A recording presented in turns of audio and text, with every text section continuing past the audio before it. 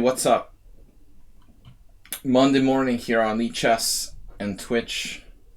International Master William Pascal. Monday morning Blitz challenges. We're going to try to do instructive commentary with our Blitz and Rapid Chess. If you'd like to challenge me between 5-3 and 7+3. As we have one challenger here, Cheesy Noob. Correctly 5+3 casual. Astrobait, what's up? What happened there? You tricked me in the opening. I thought DK Guy was you and you were DK Guy. Yesterday, Simul. Why do I have classical question mark 11 games? I no longer have a rating? That's weird. Just a question mark. This is a new... That's weird. How's my rating just a question mark? Is that how it's going to be? That was my only good rating. Dude, what the heck? At what point do your ratings just become question mark? Man, that's upsetting. That was my only rating over 2,500. Now it disappeared. Only thing that made me look decent. We lost our cheesy... Speaking of disappeared, we lost our Cheesy Noob Challenge. Take the Cheesy Noob Challenge. No, it's back. Alright, guys. Got to play more classical games. Have to sneak some in there. Takes a long time.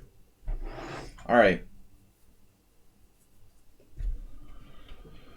5+3 challenge from the noob. I was winning against Cheesy Noob yesterday, it looks like, but it wasn't so easy. I thought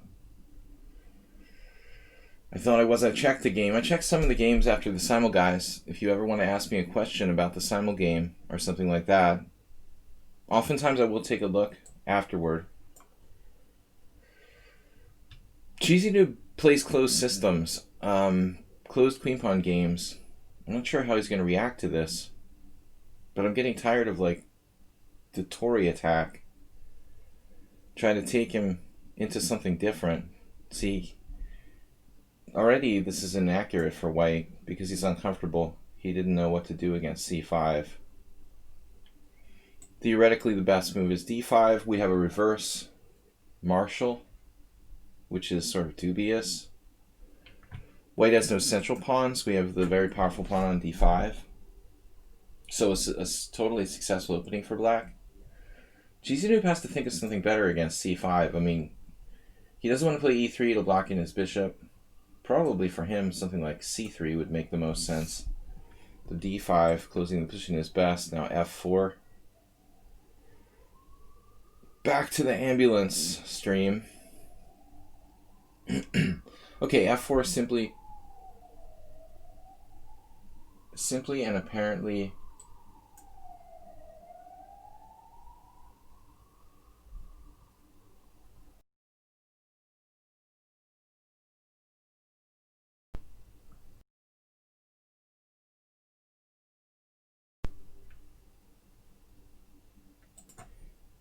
I'm getting these really annoying messages from the virus software I don't want on my computer anymore. Alright, computer. Forgot to close some apps here before I started the stream. They're going to have to get shut down. Guys, check out the Discord channel. YouTube. Video chess training on YouTube. But I did forget to get these apps closed down, which are very hungry, power hungry. Alright, I don't know. That was a big waste of time. Looking at the e4 square. He has a strong knight on d4. You'll give him credit for that, right? But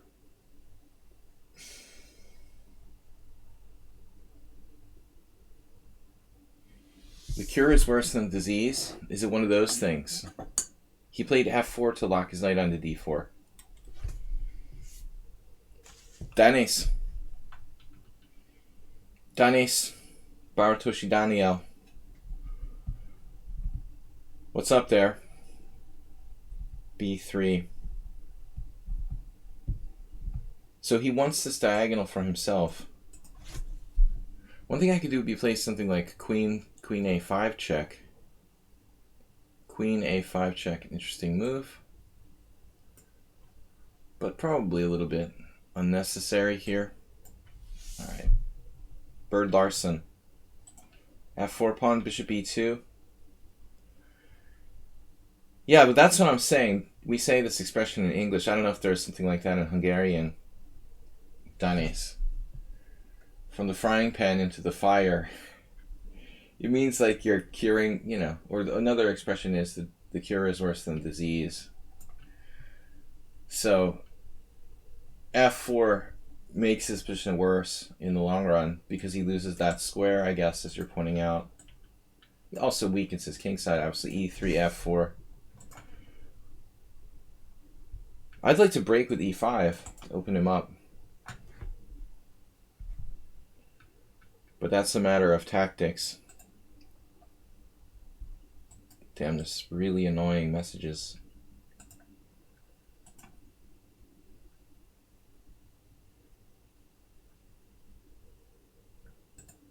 I'm getting from my virus program. These pestering notifications.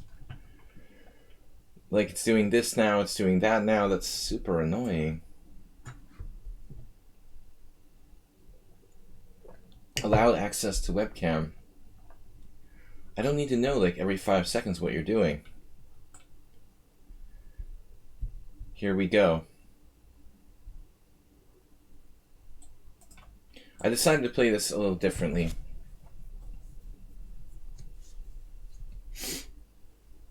Yupun, welcome. Yeah, this... I don't know, how do I turn this off? Hold on a second. You guys still see the screen? You guys got a black screen. Be right back.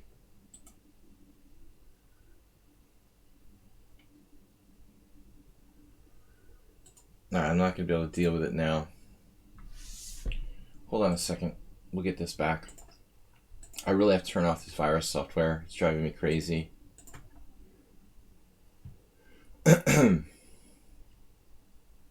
Queen h4 check. So,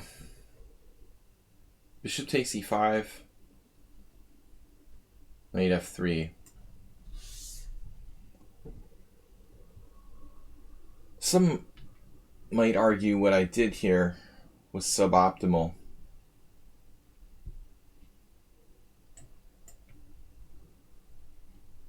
But I guess ultimately, we've got, speaking of Jabava, she's new, very creative. B3, Queen E2, castles queenside. You would have played the same thing, E5. Yeah, I mean, it's probably a little impatient. I'm sure there's other ways I could play it. I'm not sure I'm truly doing the right thing there.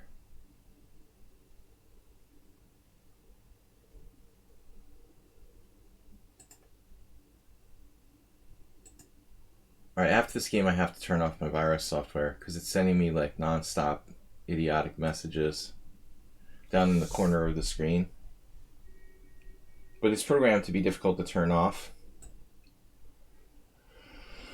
Oh man, alright, this is annoying. Damn. I did not really get anything after all here.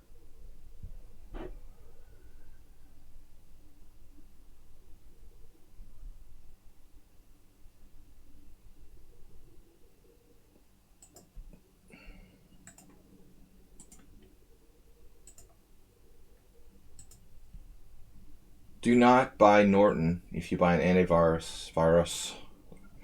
Norton sucks. Alright. Didn't really want to give up my bishop, but now I have second thoughts. Bishop d7, knight c6. Yeah, this is just a problem. I have to do it now, it looks like.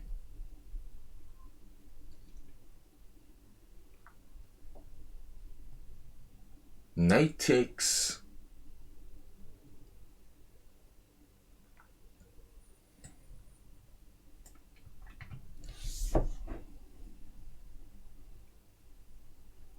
How about knight b4?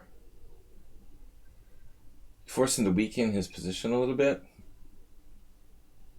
But I really need more force. King b1, knight b4, a3. White is okay there.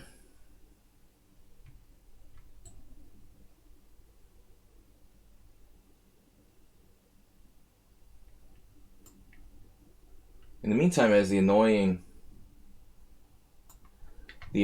queen b5 trading queens. Anyway, you can play queen d2. And white is probably, yes, see? White is probably okay.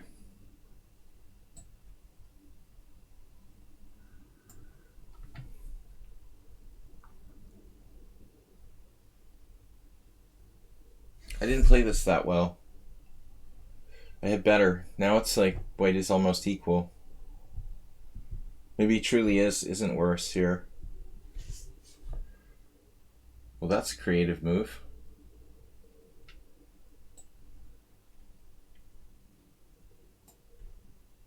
Never would have thought of queen c3, putting my queen into the diagonal.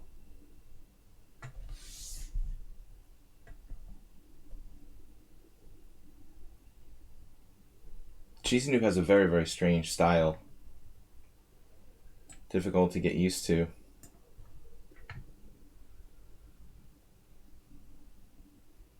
In fact, when I first started playing him, I was convinced he was an engine. Because it's just not a really typical style. But I don't think he's an engine. Just has an extremely unusual playing style. Self-taught, kind of unnatural. Now I have to play queen c6 not to lose material. That sucks.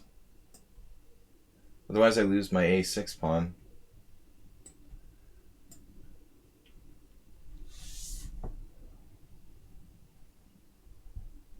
But I think a lot, look at this, bishop d4.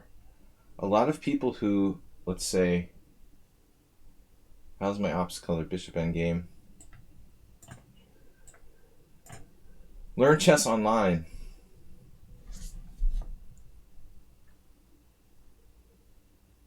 Develop unusual styles. Look at this move, g4.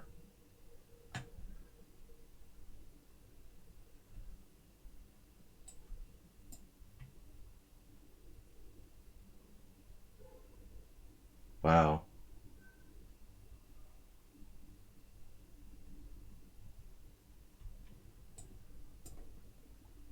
So it's like impossible to beat him.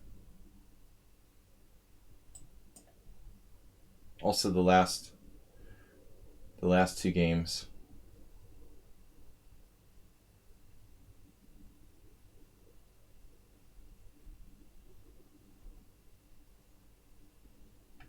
Interesting.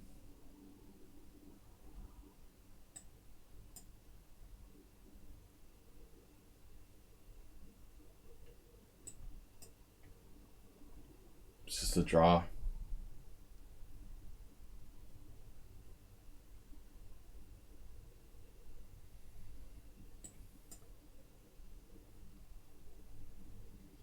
But you can see why I thought he was an engine at first. He's got a very, very strange style.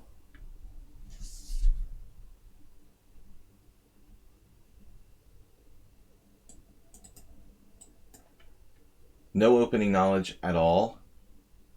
I mean, it's unusual to be like 2100 and have zero opening knowledge.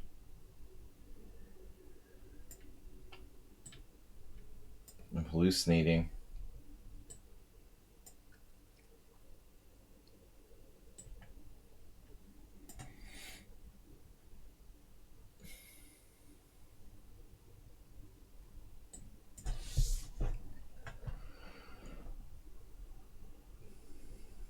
I don't know.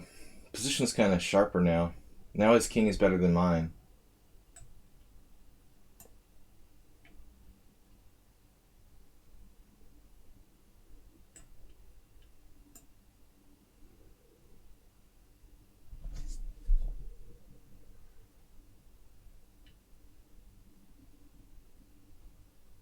Now I guess there king c4 was a good try.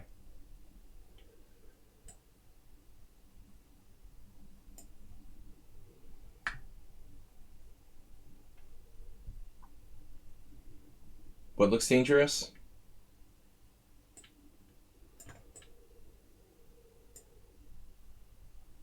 Three pawns look dangerous. Well, not in this way.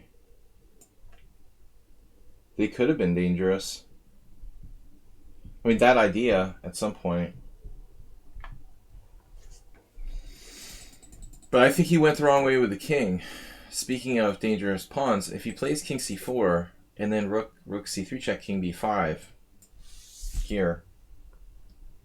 I'm not to say he doesn't have better moves earlier, but this is really important that white plays king c4 now to go active. The engine is suggesting rook e3, which is a move I don't fully understand. Some sort of tactic on the bishop on e6. The obvious is like check, king b5, and I was scared that I could even be worse here. But I guess my own pawn is fairly strong too. Opposite color bishops and rooks are probably one of the hardest endings to play. All right, let's play some more games. Antonio, welcome. I gotta fix my. Hold on a second, guys. I gotta fix my virus software. It's It needs to be turned off. Just a second.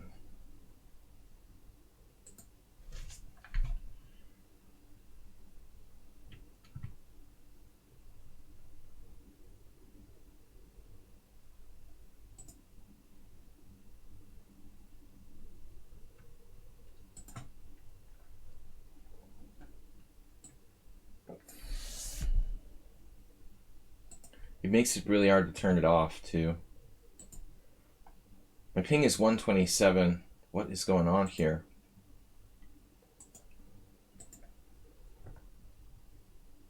I have very, very high ping. Just a second. Yeah, I'm losing frames, it looks like. Because my ping is so high. What's up, Mr. Coffee? Yeah, my computer was hacked a long time ago by Norton Antivirus. I'd like to get rid of it, but there's no way to turn it off. It doesn't allow you. Let me see. Maybe I can.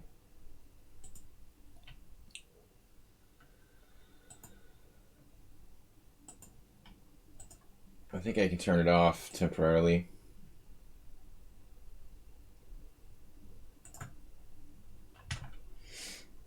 All right. I tried to turn it off immediately. I get an annoying message from it. Guys, we got 7 challenges. For subscribers first, Morales and Ripun.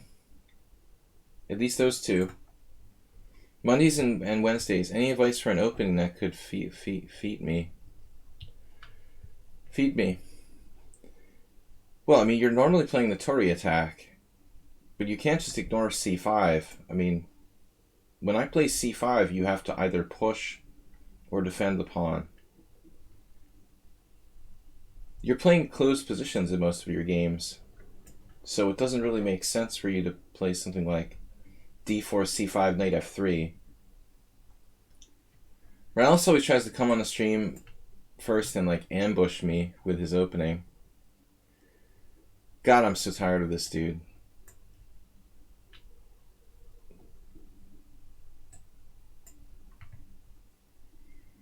So how was it last time? Now I can play knight c6.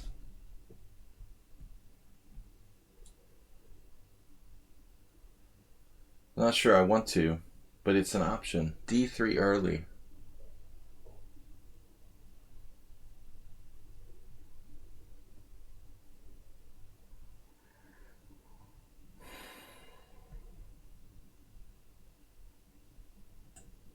I know this is like the main line. We've played this a million times.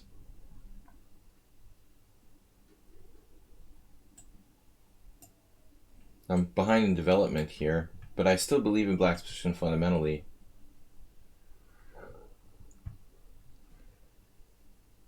Closed Sicilian.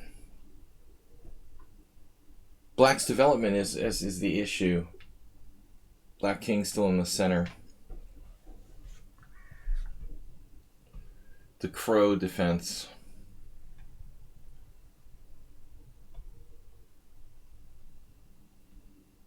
So last time was like d6, I believe.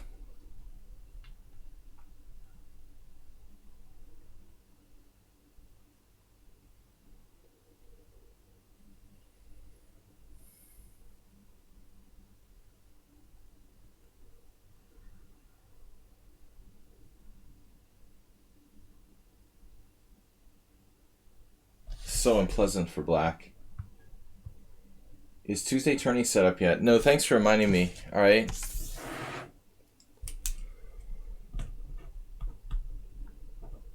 Guys, tomorrow night, Rapid. Schieberspieler probably won't be making it because he's got to study for school, supposedly. Extra motivation for me to really make an effort.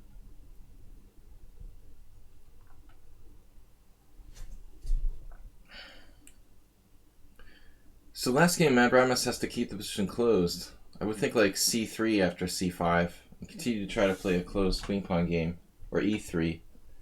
But the best move is d5.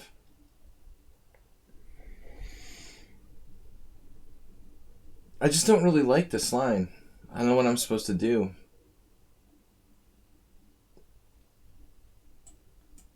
What happens if I play d5? And my king is too open in the center?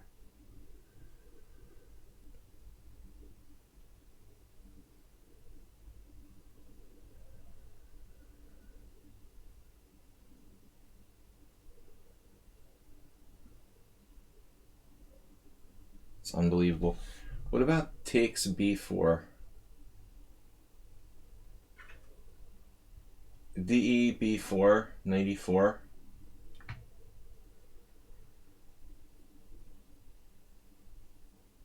We play knight a4 there, I guess.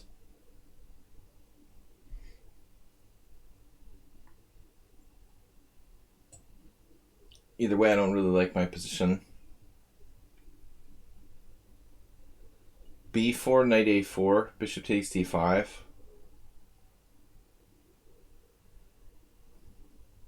I don't think I like that either.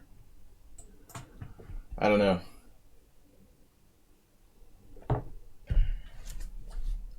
I can play queen takes d5, but then I have to deal with the fork on b6. Clearly knight a4 here.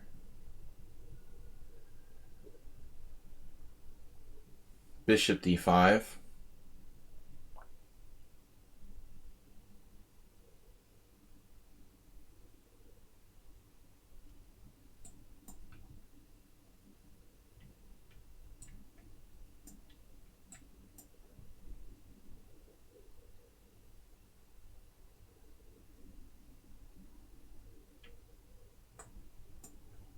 I have no comment.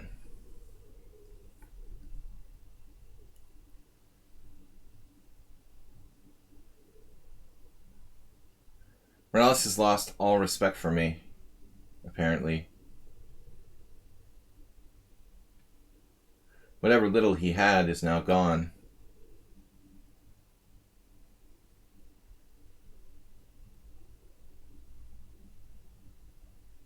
I mean, dude, this is ridiculous, honestly.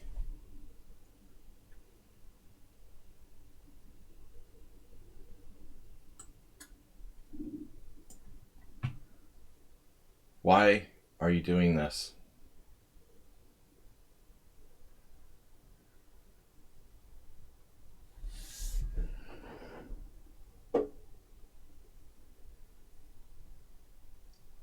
Dude, why would you have to sack piece? Like, knight a4, I thought you're better. If you're not better, you're at least equal.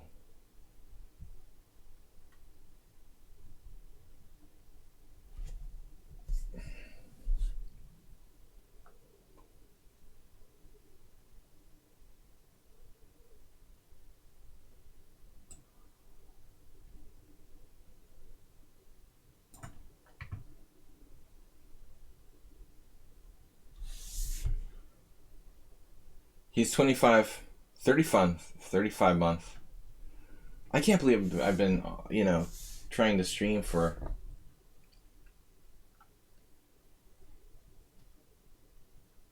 as long as I have. It's unreal. Like 4 years.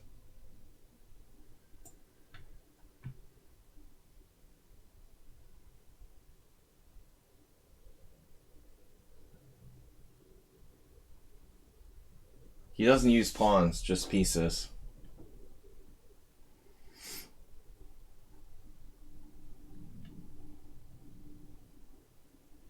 Do you have a Smurf account, Antonio, that you play on? And you just watch my stream with this one?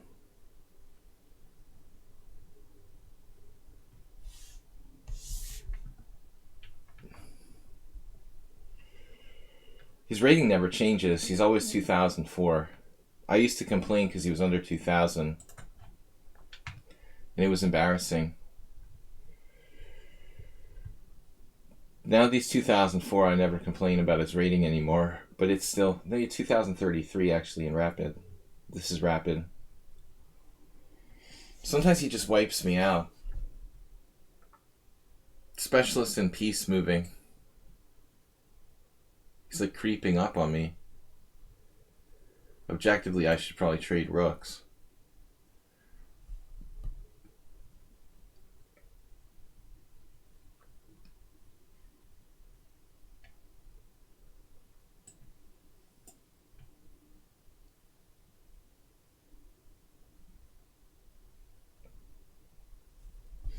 Positionalist.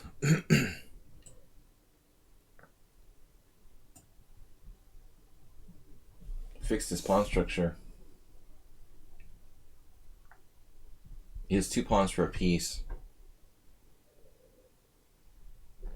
It's crazy, but I'm scared. I mean, I have like so many losses against him in this line. Like half the games I've lost were with black in a Grand Prix attack. Probably. 37 of his 75 points are with white in this variation. Yeah, it's a nice pawn chain. Carl Schlechter would be proud. But I mean, seriously, I thought my opening was unsound. I wasn't confident in b4 at all. He can play either knight a4 or knight e4 there.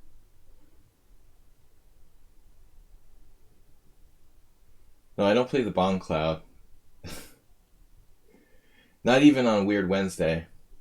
Try to keep it semi-serious. So now queen g4. Queen g4, white has strong rejoinder.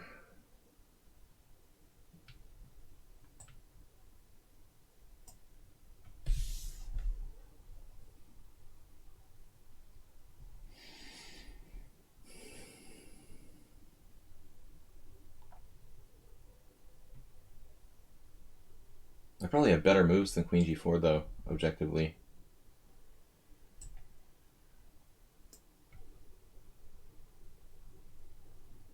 Nice pawn chain. Only move.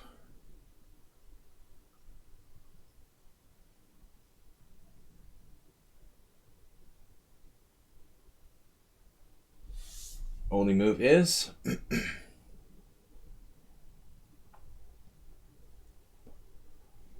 and the only move is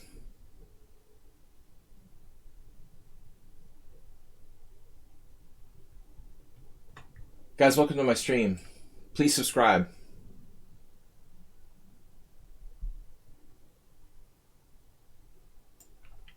There it is. Queen takes. No. All right.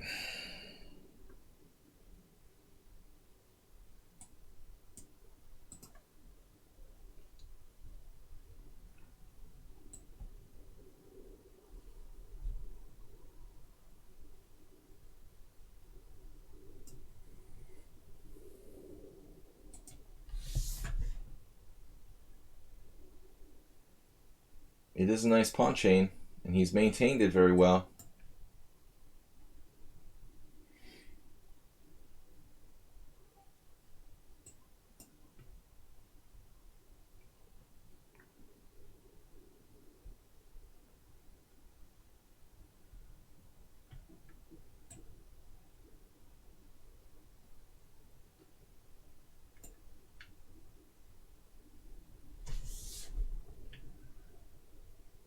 He doesn't deserve to lose this.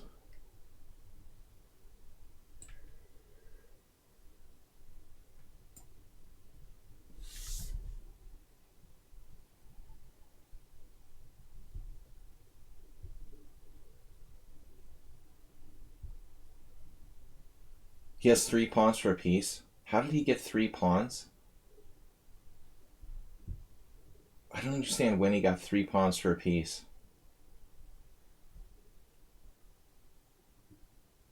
Am I miscounting or something? When exactly did that happen?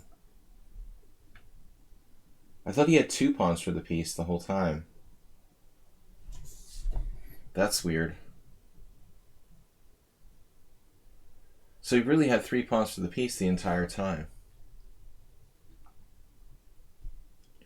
I guess in that case I shouldn't have fixed his pawn structure. If I had known you had 3 pawns for a piece, I never would have fixed your pawn structure. Like, seriously. But alright, it's 2 pawns, it doesn't matter. But all the time he had 3. Yeah, he tricked me.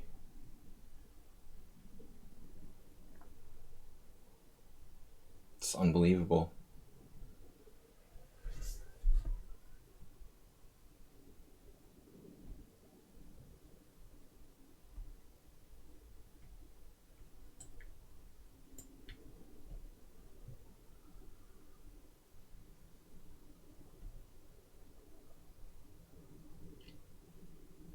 But he's much faster than me.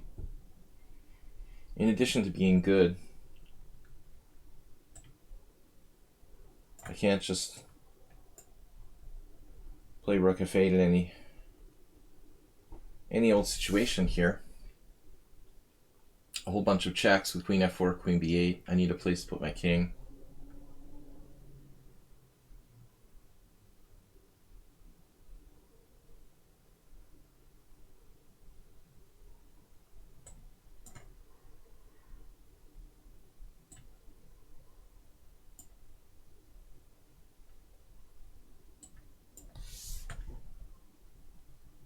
Now he had D4 there, which was a pretty strong move.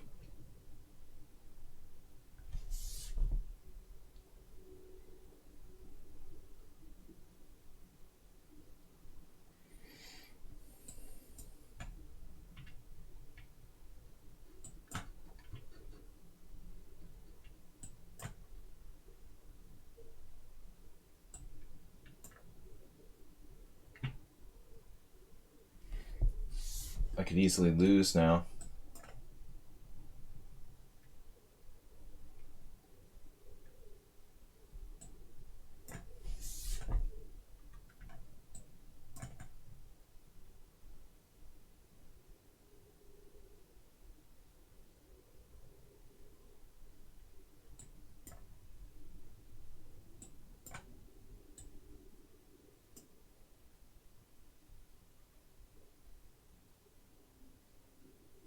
Probably losing for me. Again.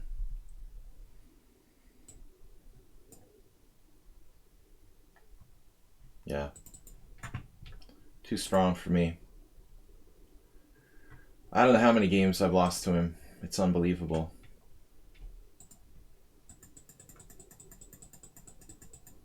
How can you be rated 2033, dude? You just make unsound sacrifices and still beat me.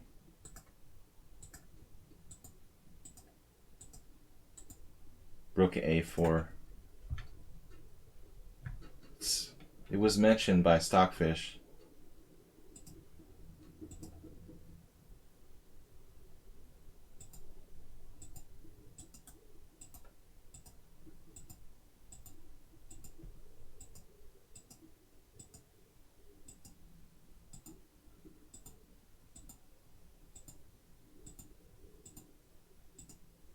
I don't understand.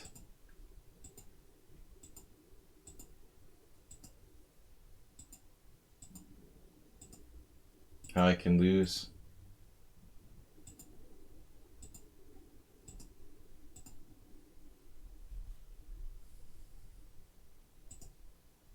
Lucky, I wouldn't call it that.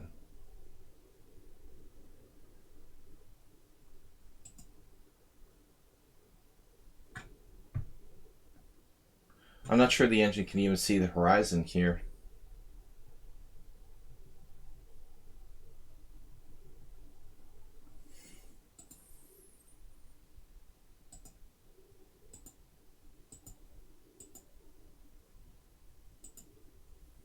At move 36, it's equal. That's if I play perfectly.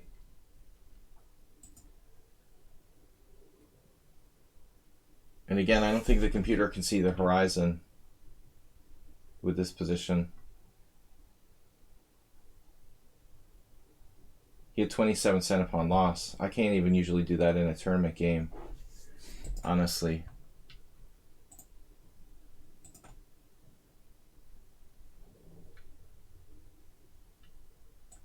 Yeah, I mean, almost perfect play. He made one mistake, sacrificing the piece. This is, he basically played a perfect game except for the piece sacrifice, which was slightly dubious. This is unsound for black.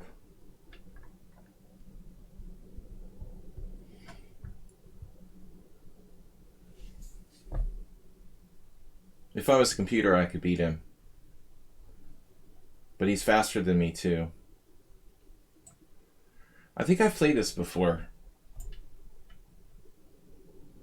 Well, I'm not sure if knight d5 is worth playing. Knight d5, knight f3 check, e takes f, queen d8, bishop f4, d6.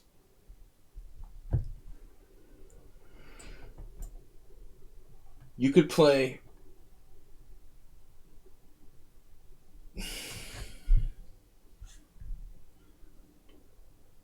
I got someone trying to join the team. We do have a tournament tomorrow night. If you guys would like to join us for that. I lost to this player who's 1,000 yesterday. I was 9.7 plus, but I made one mistake. The last one. Alright. You could lose any position in one move.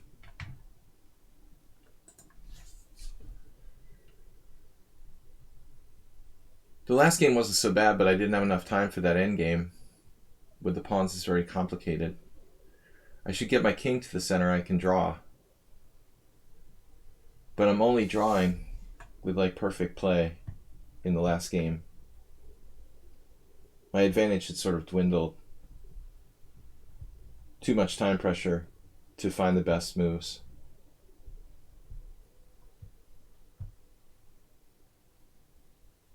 This is crazy. You're just blundering your game, right? Alright, I'm going to do one take back. This is the last one for today. Take your time on your moves, guys. No more take backs. Queen h4. That goes for everybody.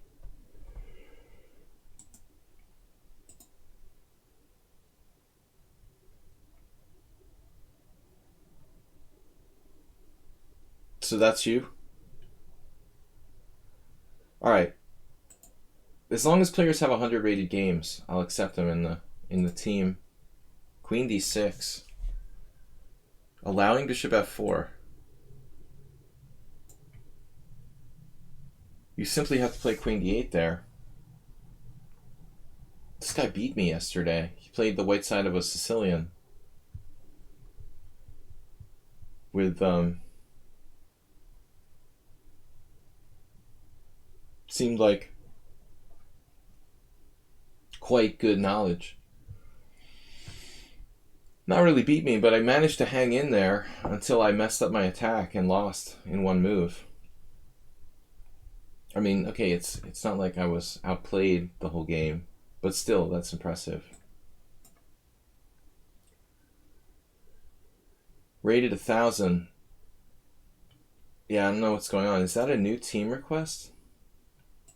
So I don't know. Today, you didn't seem to quite be there. But don't play this pawn sacrifice. I mean, I don't care if you see like a YouTuber or somebody. Like, this is just bad.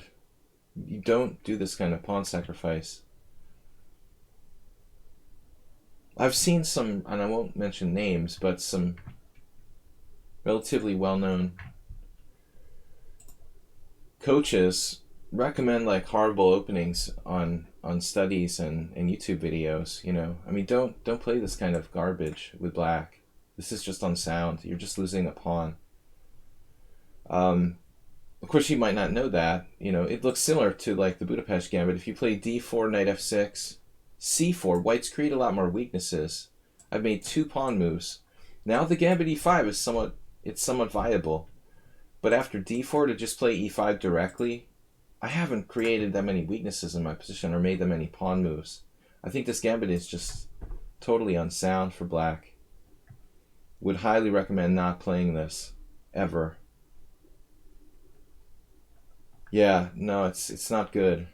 You know, it's definitely one of the most dubious chess openings. All right. I'm going to take this challenge from Dweep. We've got another challenge from 2 new players. All right, guys, please subscribe. If you subscribe, you can play first on our streams. Knight f3 is lazy. I should play something more interesting.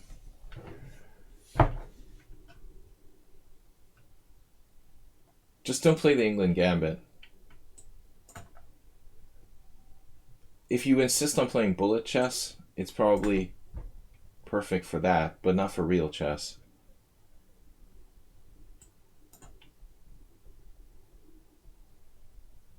Maybe it's the ideal bullet chess opening, for whatever that's worth. I really don't care about bullet, but we might as well mention that I suppose if you must play bullet chess, such an unsound gambit where you just bring the pieces out quickly is probably one of the best things you could do. But in real chess, it's just rubbish. You're losing a pawn with no compensation. Almost none. One of the worst gambits I can think of. I've never seen a legitimate player play the England Gambit in a tournament or something. So g6 is like the main move here. One of the main moves, the most common. The Millennium Falcon. What is that? The Maltese Falcon. Opening names are subjective. Casablanca. This variation I don't play a lot. I haven't played a lot lately. I tried to learn it a couple of years ago, but it's a little bit non-threatening. I don't think the Queen C2 line is that great. But our friend Schieberspieler also plays that. Oh. D4, knight f6, g4. Knight takes g4, f3. And then what do? You play knight f6? Knight c3 or something?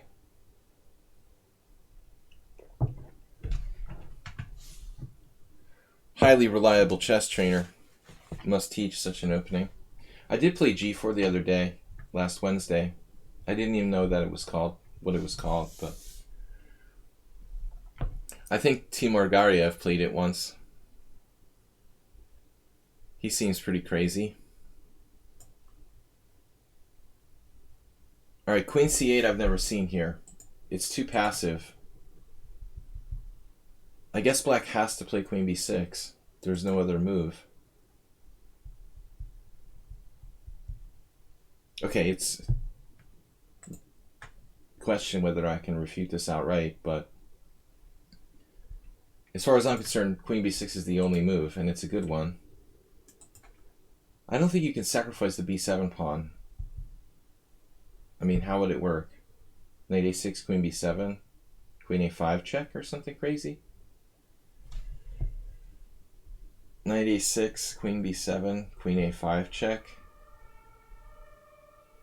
Knight c3, I mean his rook's hanging. castles. It's not out of the question. There's some sort of way you could sacrifice this b7 pawn. But if we look at the opening square, it's going to be pretty clear that's almost the only move. Basically the only move for black. Now he ends up with the queen semi-misplaced on c8. I'm not sure it loses or anything, but white is comfortably better. Black's given up the strong point on d5. Doesn't look like there's anything I can do directly to black here. So he's going to live. The patient is going to live. Knight e5, forcing e6 is interesting, but then what? Trying to trap his bishop, I guess. What can I do about this? Trying to play for g4 type of ideas. Or e4. Some sort of distractionary threat. h3 is a normal move anyway, so that would be my first idea. But even if I can play g4, let's say, he can play bishop e4.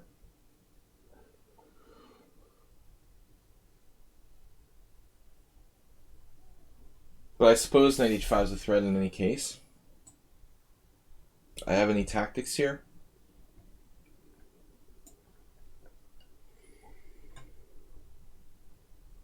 Springer. Yeah, I mean, I've played like 2,400 probably tournament games, and I don't think that anyone ever played the England Gambit against me. In Blitz, I've faced it. I used to know a 2100 player, a kid I actually gave lessons to very briefly. A USCF 2100 player years ago who actually dared to play the England Gambit in tournament games, but he was a little loose in the head. It's just too much a risk. There's much more sounder gambits you can play. No need to play something entirely unsound.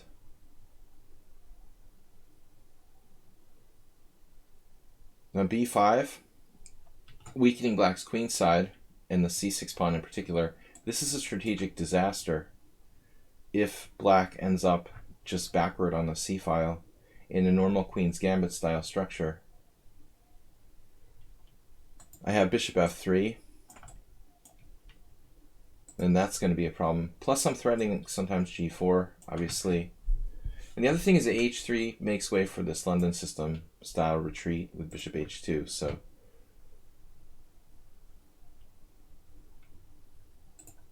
guys, I'm International Master William Pascal, live in Budapest, Hungary, from the United States originally. I've been living here since 2004, streaming here on Lichess and Twitch since 2016. I can't believe it. Almost 4 years, 3.5 years, almost 4 years. I've been doing this now. Since I started doing this, time seems to go faster. That's a bad thing. There's been a lot of crazy stuff since I started, though, in my personal life. So maybe it's not the streaming that makes the time go faster. Just my crazy life. All right, so knight d5. I don't really want to fix his structure, but he's got to take with the e pawn, which is bad positionally for black. Though it does increase his... I guess I should have thought about this a little more, but I mean, what are my options? g4. He has knight takes... Actually, g4, knight takes f4, pawn takes f4. His bishop is trapped. Perhaps I should have thought about g4 a little bit more, but he has knight takes c3. It's not that clear.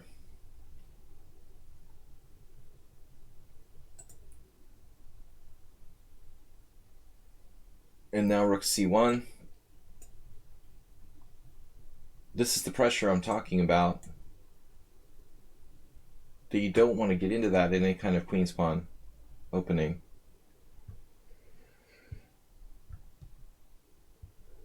Time goes faster when you're not bored, exactly. When I was a little kid, time seemed to take forever. So that's a good way to put it. I agree. Tactics. Dweep did manage to draw with me in the first game. Still, this is not that simple. Should I take with the bishop?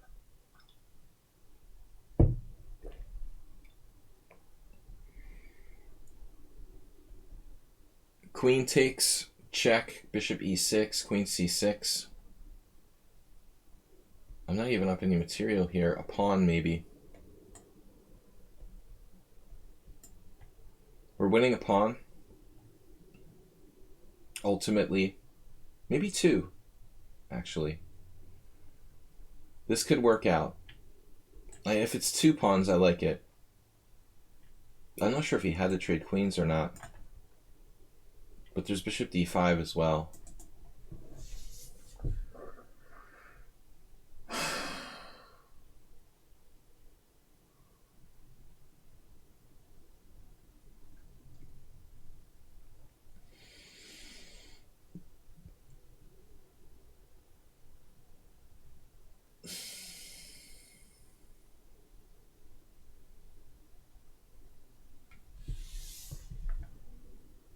Alright, this is serious now. If I lose g2, I can play rook h2. My rook will be like condemned to passivity for a long time.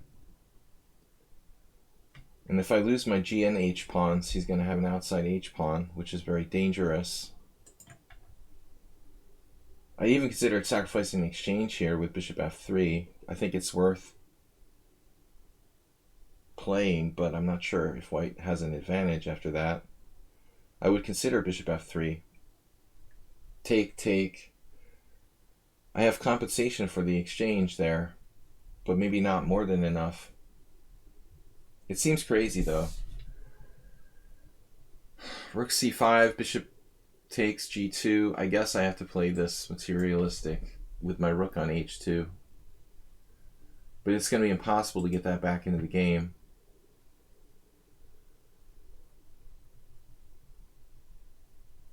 It's going to take me like 15 moves to get my rook on h2 back into the game here. That's my problem. Not ideal. Mr. Coffee, thanks for donating. We had a donation from Princess Chess yesterday by PayPal. I want to thank for that. You guys can always make a donation via PayPal or Streamlabs if you want to support the stream. Or my YouTube channel, also Video Chess Training on YouTube. I'm going to be putting up a new video every week on the YouTube beside just the replays. Alright, so we're up a pawn. We're going to be up 2 pawns now. I guess a little inconvenience is worth it. It's like the other game with Morales that I played earlier and lost. I really thought I was like just winning a piece for 2 pawns. And I didn't count, and he had 3 pawns all the time. Here I thought I had just 1 pawn, but I actually have 2. I mean, the better you get, the less material becomes important. You realize material is not such a valuable principle compared to other things, like control to center, development, king safety. But as I get stronger and stronger, sometimes I will just forget to kind of simply count the material on the board. As I've gotten to be a stronger player, I will tend to underestimate even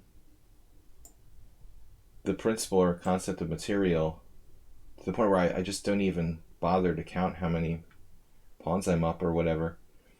Now here is interesting. What if I go b4? b4 could weaken my queen side.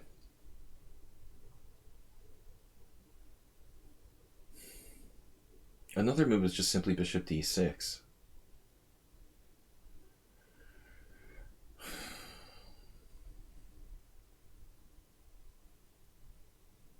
I was intending rook takes rook in b3.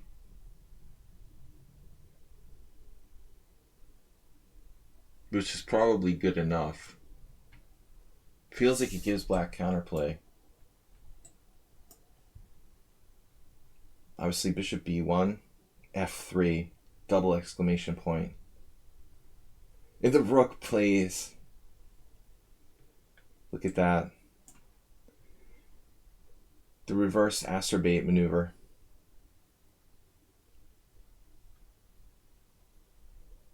Now king e2 blocks it. a4 is an excellent move for both sides.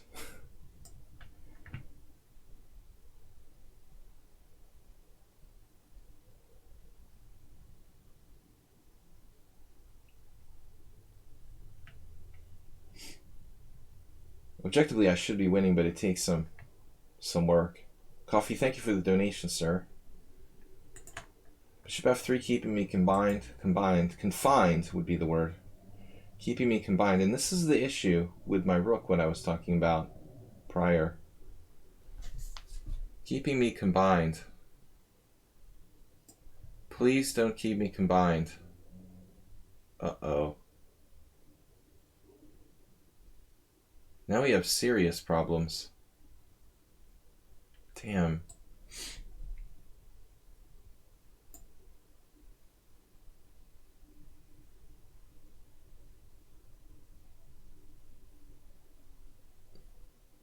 Eventually we're going to get out of this.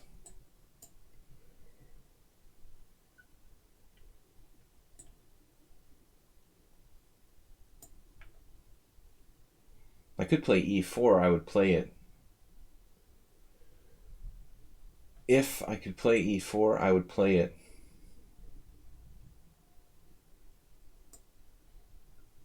That's the way to get the rook in the game. Finally. I told you guys this was going to be tricky.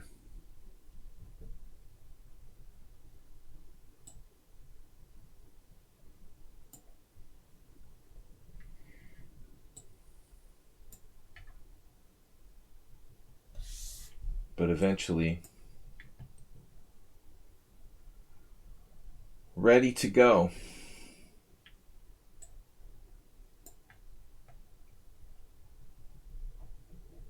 I feel like I'm only up one pawn.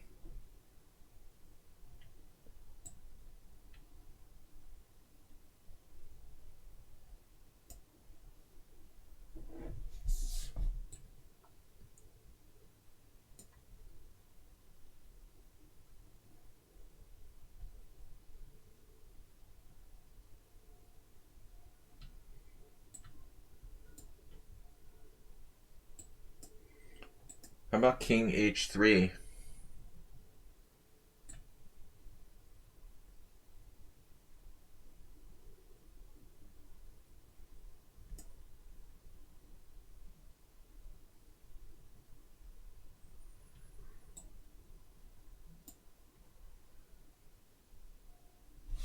Yeah, I don't think it matters. That wasn't easy to unravel there. I had to be very careful.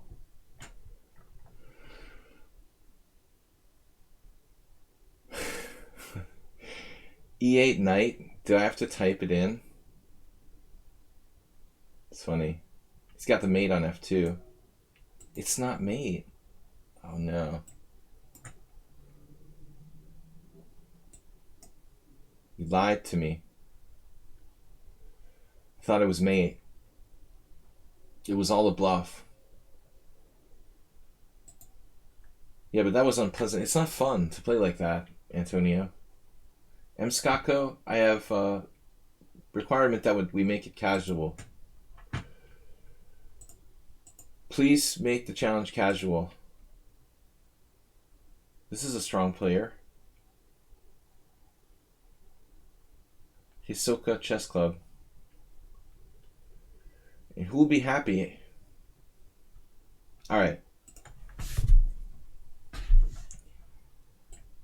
Enough with knight f3. That gets boring after a while. Cool, the Dutch. It's a fun opening. I mean, I want to start playing the Dutch myself sometimes.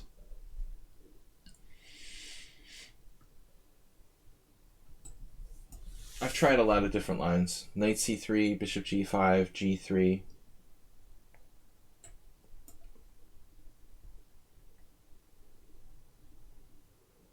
Alright, so this is a variation. It's kind of like a sideline for black.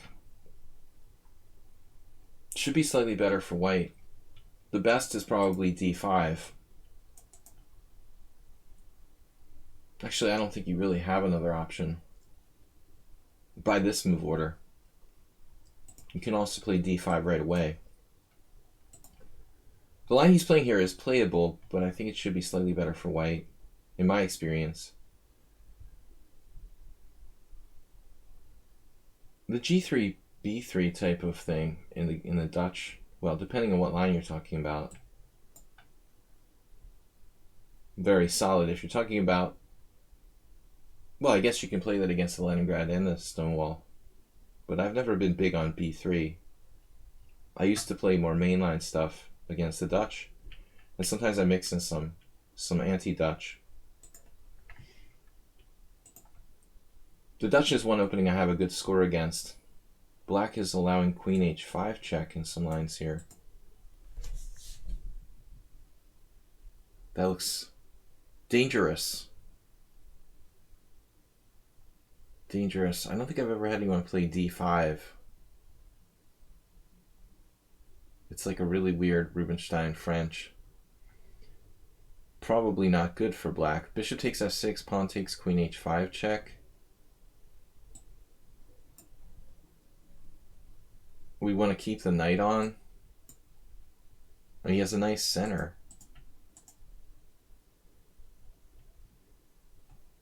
I have queen f7 check. What's that? What is going on here? Some kind of trap or something? Queen f7 check. Bishop e7. Actually, I don't know. This is weird. Maybe it's not even best to play queen f7 check. His king is in the center of the board. It can go to c7. Queen f7 check, bishop e7, knight f6 check. I mean, I could end up basically getting kind of overextended. Maybe white should just play like a safe move instead. Morales would like sacrifice a piece. Even king c6 is possible, but I don't think he needs to do that. Queen f7 check, bishop e7. I mean, even queen e7 is possible. Knight f6 check. That's probably a pawn up, though. Queen f7, bishop e7, knight f6 check. King, let's say d6. Knight takes h7. And like my knight is trapped. Almost. I don't know, we'll see. Oh, I have knight c5 check. I forgot. Knight c5 check. Then he has king d6, and I'm still not winning any material. This was not what I expected. So I have queen f6 here. Then bishop g7. This thing is confusing.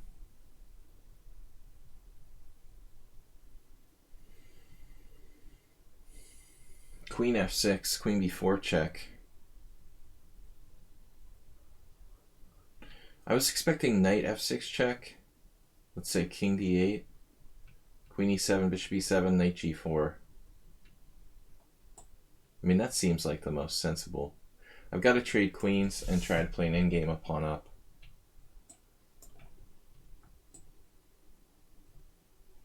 With control of e5.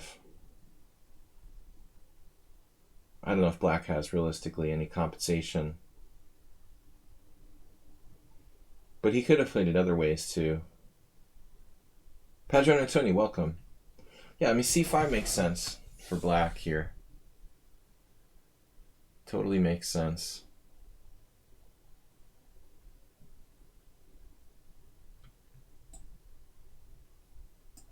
Losing my center. I'm not sure if I like that. c3 was the other option. Wow, doesn't even care.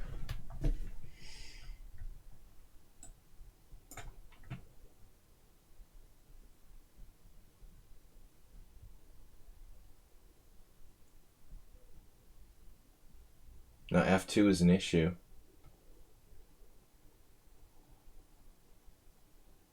My knight on g4 is unstable. h5 is a threat.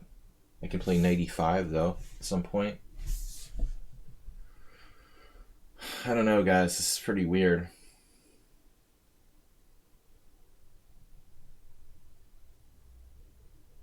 Rather strange game.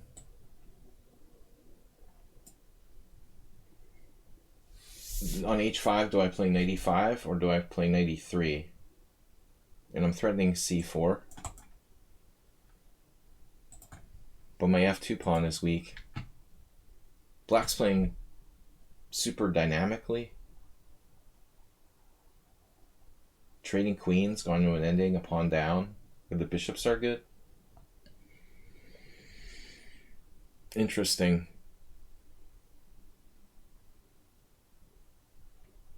How about bishop b5?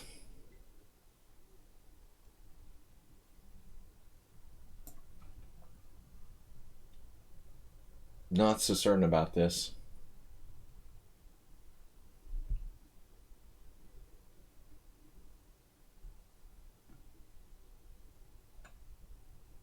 This player is 2330 in Crazy House. Okay, what is that, like in the top 50 of Crazy House?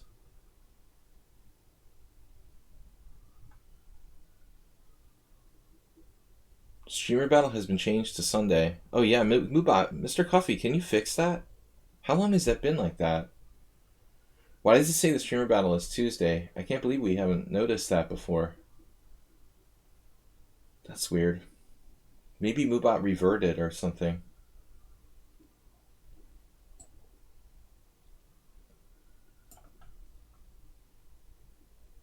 This isn't so easy. I mean, Black has some compensation here for the sacrificed pawn. Knight e7 was a conservative move. Didn't expect that. Bishop d3.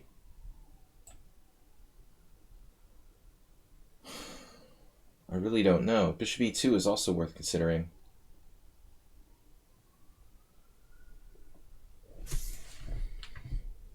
Yeah, this is probably a mistake. Bishop e2. I should have played bishop d3. But we'll see. Very hard to call.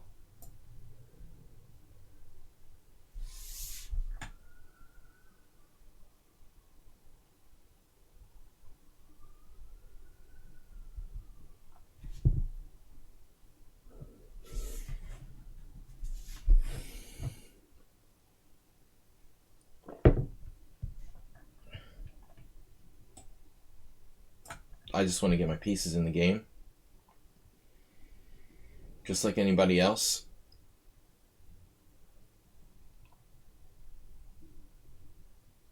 What about, yeah, that's a problem.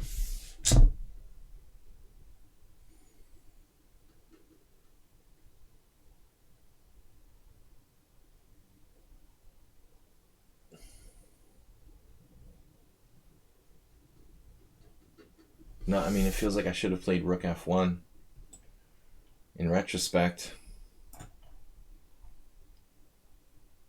Rook e1 was a mistake.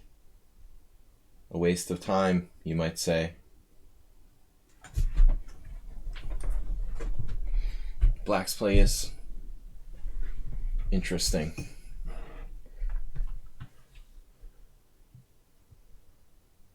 e6 looks weak.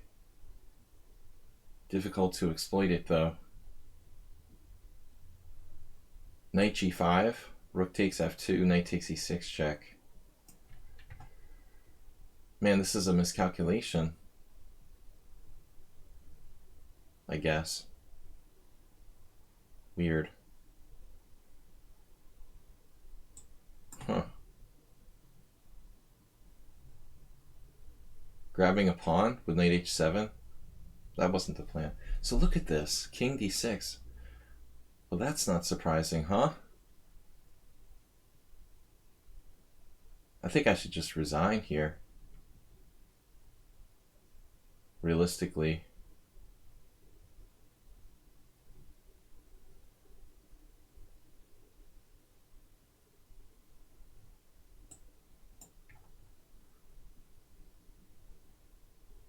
Something about this game. I had knight e4 check. Oh my god.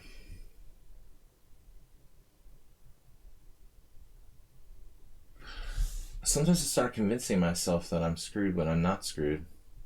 Damn. I did that yesterday in my simul. Knight e4 check, just good for white. I totally missed it.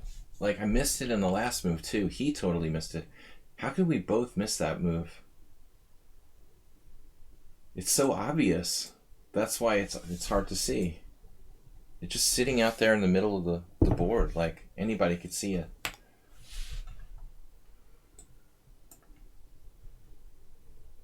That was a horrible blunder by me.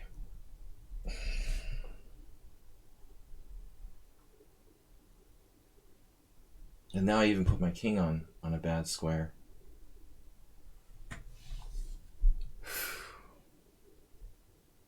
It's ridiculous.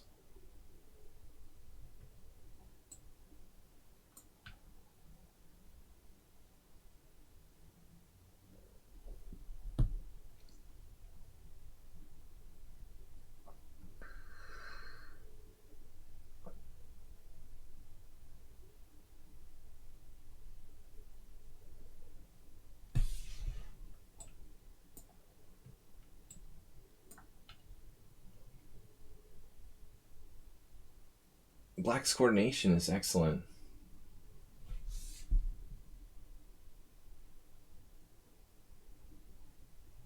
I brought my king away from the center like a moron. I was trying to avoid the dark square check.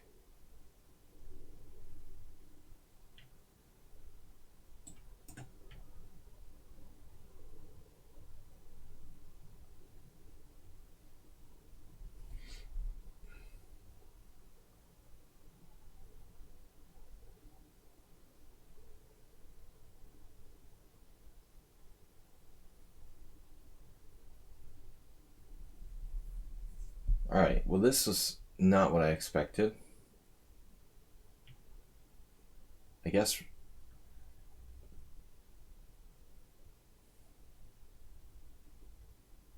rook f3 is out. Bishop f3 is out. Just not very awake tactically.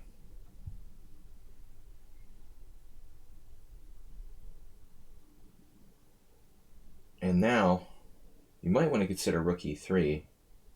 Stays centralized. Even though he can get on the 7th, that's really only one of my concerns.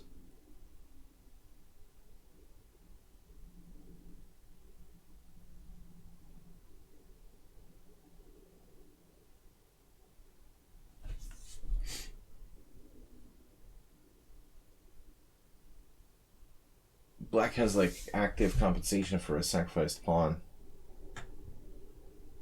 Based on the king being active and his pieces being active, just about enough compensation. But I don't think that I should be in any danger. I keep getting confused.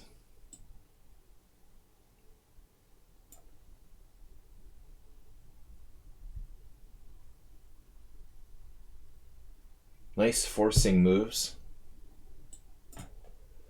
Pawn structure, not the only important concept now.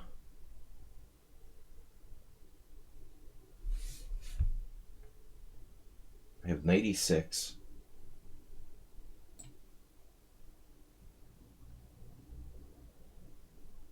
Maybe that's even a trap. This is how I screwed up a game yesterday. There's little tactics here. Rook e8, c5 check.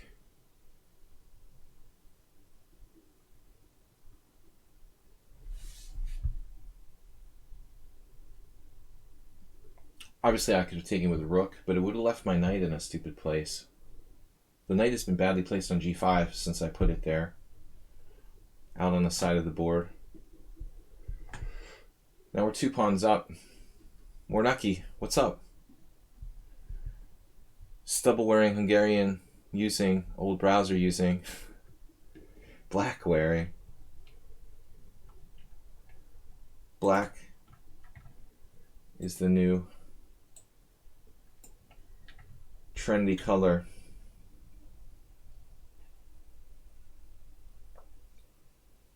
Yeah, he just dropped a piece. Yeah, I don't know. At some point, I felt like black had pretty good compensation. I had completely lost the thread, but not the C94 is like ridiculous.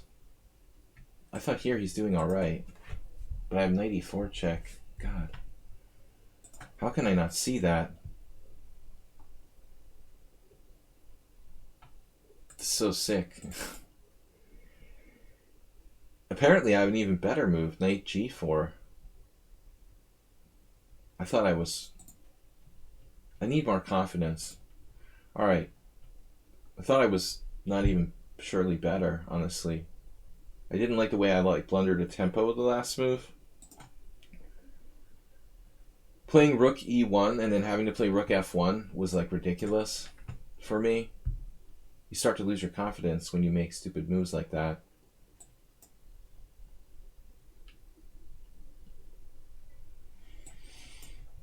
I like the Ukrainian variation, but the problem is the old Indian's not so great. In other words, if they exchange pawns here, I like the endgame for black.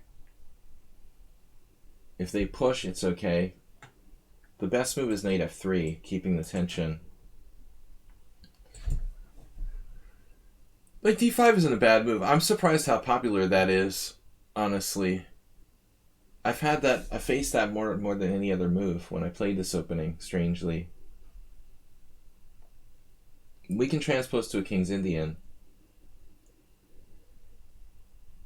I try to take a different viewpoint every time I play this, maybe with some fresh perspective.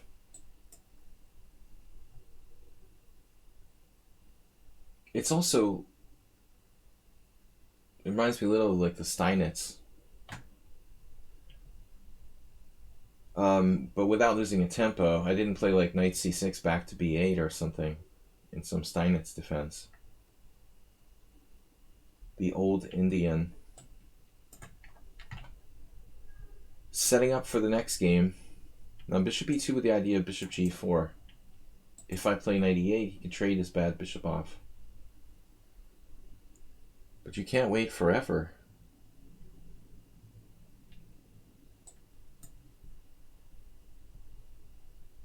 Attacking the head of the pawn chain, Nimzovich would roll over in his grave now.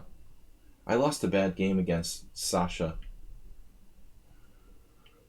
One of the Romanian IMs in the streamer battle in a King's Indian like this. Normally, like, attacking the head of the pawn chain is kind of a desperate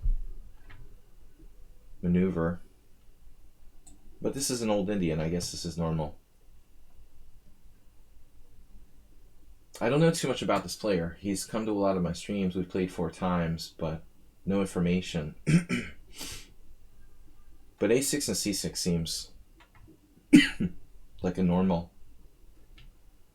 old Indian type of strategy here for black. I have to find a way to generate counterplay against this pawn chain with b5, and knight e8 is too slow. I wanted to play knight e8, but Asterbait, if you go for knight e8 f5, you get bishop g4, exchanging off our bad bishop. Now we shift to a different plan with a dark square strategy. After a4, we're no longer playing for b5. We're playing a kind of dark square blockade strategy. So knight e8 becomes an option now.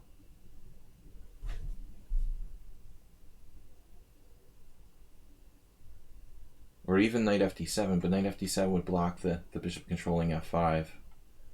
Knight e8 with the idea of f5.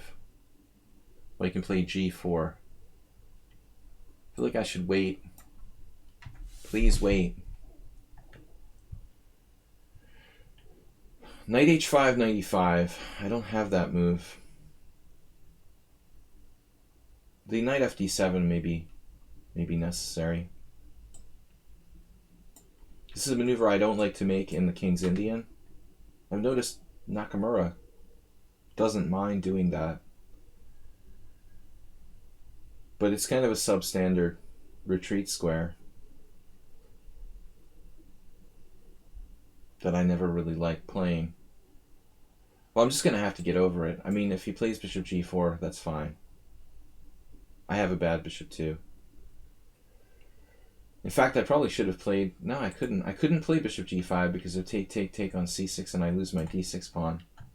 Once I dropped my d6 pawn against Dmitry Gurevich in the tournament game, just dropped it. Like, my knight was on d7, my queen was on d8, and I played like c6, and he just like looked at me funny and played d takes c, and I was like, oh my god. I just hung my central pawn against the grandmaster. That was embarrassing. Bishop g5. Bishop g5, queen g5, dc, dc. Queen takes d6, bishop takes h3. So I think I can do this.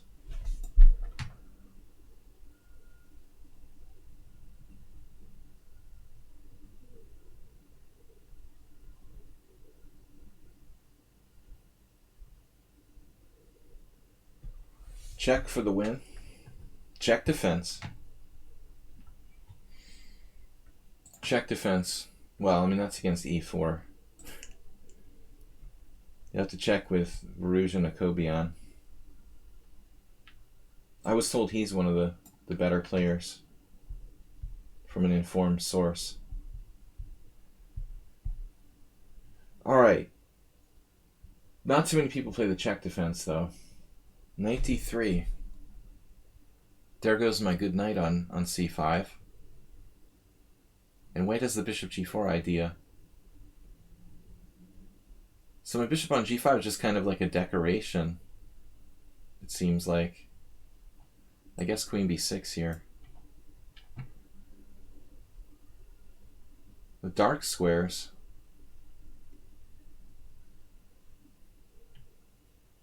Decorative pawn. But white does have a lot of weaknesses on the dark squares.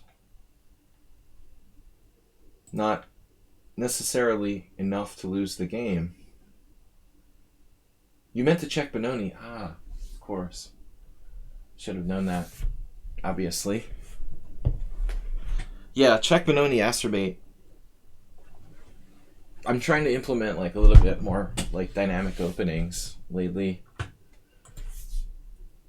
At least in Blitz. Guys, I have a GM tournament I'm supposed to play. Do you know about that? In 2.5 weeks? I'm playing in a Grandmaster Norm tournament. I don't know how that happened. Coronavirus does strange things. It's probably the only positive thing that's come out of the coronavirus for me.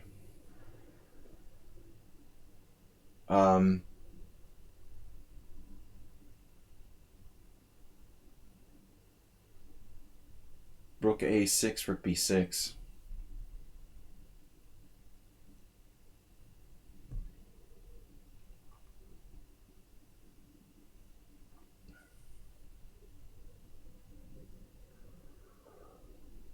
I'm very, very tempted to play bishop e3 here. I was trying to work it out.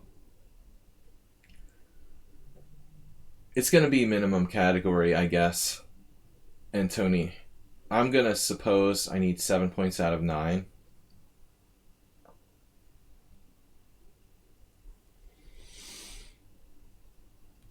Plus 5. Probably the lowest category. It's not sure though. There's only 9 players so far, and they gotta add a grandmaster. The average is around the minimum for a GM Norm tournament, without the 10th player, who's got to be a Hungarian grandmaster. But it's not that hard to find a 2500 Hungarian grandmaster. They're kind of like a dime a dozen. We can find one easily. That's not a problem.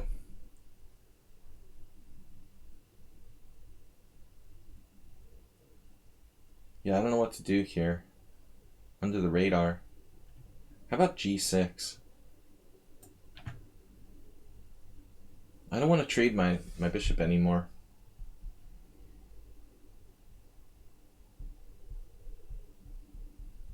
I wouldn't be interested in playing another IM tournament like I did twice this year. I need to work. But if they're going to offer me a chance to play in a GM tournament, I'll do it.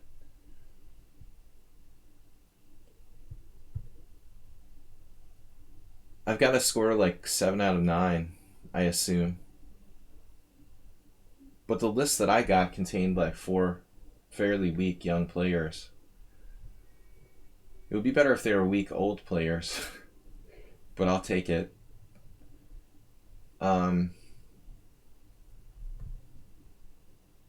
F5. Gotta go for it. No, the point of the tournament is that it's close to me. I would never travel anywhere. We have travel restrictions here. I mean, the point is that it's here in Budapest, and they need a foreign player. So it's like the borders have been shut down to some degree again. I think if you fly in, maybe you can come if you have like a 2-week quarantine or something. But I mean, no chess player is going to be able to come here and do like a two-week quarantine, or at least very few of them would be able to do that, I presume, or willing to do that. What am I going to do about this pawn at d6?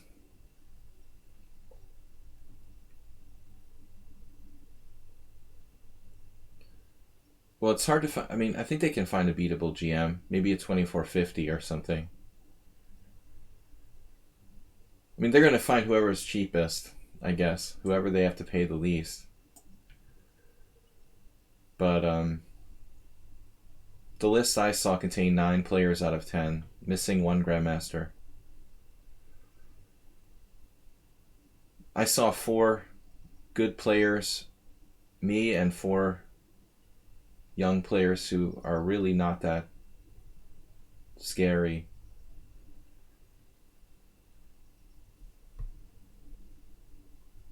So I could see myself getting like 4 wins and 4 draws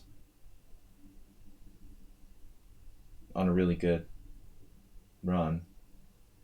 I conceivably could get like 6 points if I played my best, had the greatest tournament in a long time. Then I'd have to beat the 9th player too. It's really hard to get that kind of grandmaster result. It's easier if you play in a really high category tournament to say like get +1 against a strong field. But +5 against a weaker field, I think is harder than +1 against a strong field. It obviously depends on your style, but I'm not that high variance. I have a lot of draws, though I can try to play more aggressively if I need to. I've got to play, more dynamically than usual. My FIDE is very low. It's like 20, 23, 26 or something. The ratings don't get suspended. I mean, we still have tournaments here in Hungary. Some countries perhaps aren't having any tournaments at all, like the United States. Very few tournaments are taking place. But ratings itself aren't suspended in any way. This is weird. So pawn takes, my queen is attacked. Time is becoming the issue. But I just wanted to bring it up because I hadn't really talked to anybody about it. I mentioned it, but I actually saw a list of players. I don't know who White is. He's got an interesting style, very positional.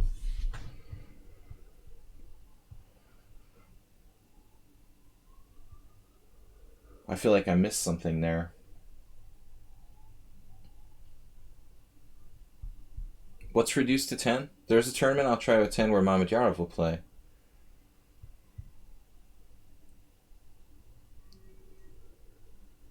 Where is that? Asprey, speaking of Las Vegas, I mean, are all the casinos open? Like, if I went to play poker at the poker room of some casino, I mean, is that even possible? I mean, like, casinos are open normally. You just have to like wear a mask and everybody's like pretending everything's normal. What is the like rules? What about like gatherings for Vegas? I'm just curious because like, all those conferences and stuff. I mean, they would have in the hotels there. Is that just not even happening? You have like a limit on the amount of people that can gather and stuff. Like 50 people, or what's the rules in Nevada? I'm just curious. Chess tournament would be like 500 people in one conference room or something. I guess you can't really do that.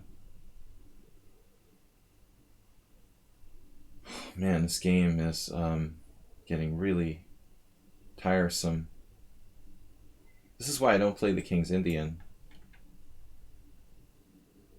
very much.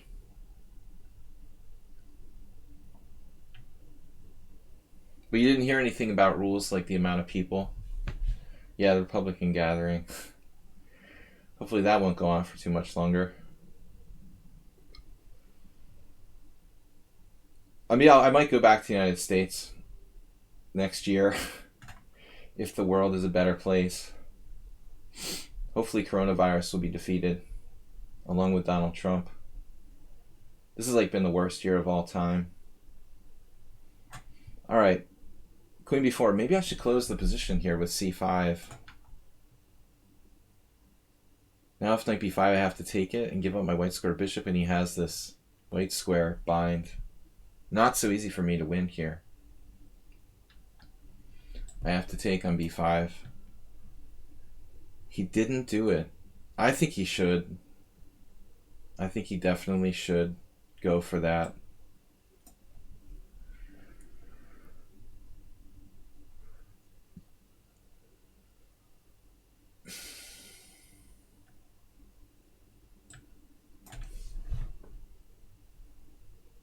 $50 people limit. Yeah, that sounds like a lot of states have instituted similar measures.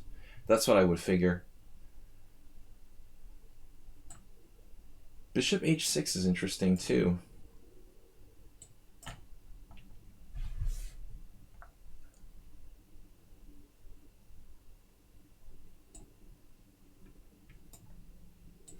The 50 people rule.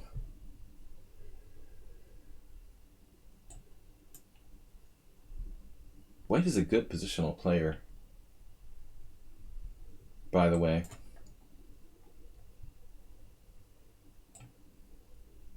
It's a stupid move. That's a bad move.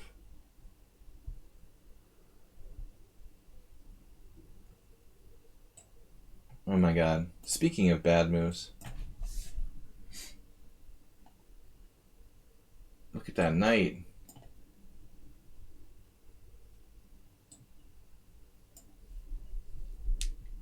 Yeah. Keep the pawns alive.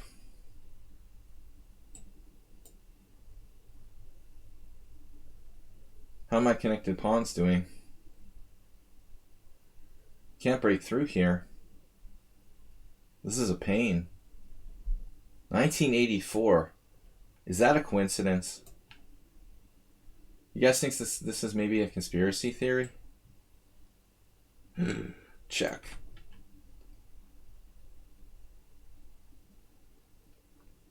He has rook g6 check, king e7, rook g7 check, king f8.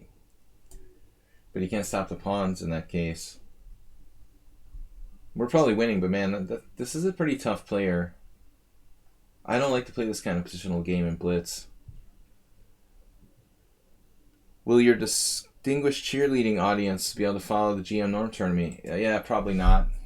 The last tournament was well communicated, but this organizer is notoriously bad with live relay. I don't think so. Let me think about it, actually.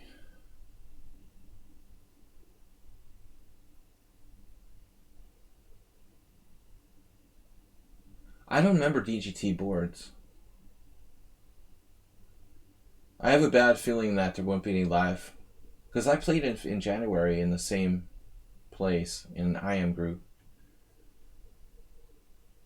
Yeah, I think the games will just have to be relayed afterward. There's no live coverage. I'll just be happy if the tournament actually happens, you know. There's a guy, I was going to say game, but there's a guy from Germany. There's a guy from India who I think might be like staying here since even before the coronavirus started. And me, that's 3 foreign countries. And I think that maybe that's it. I hope that's enough. I think it's enough. Thanks for joining us, Audentes.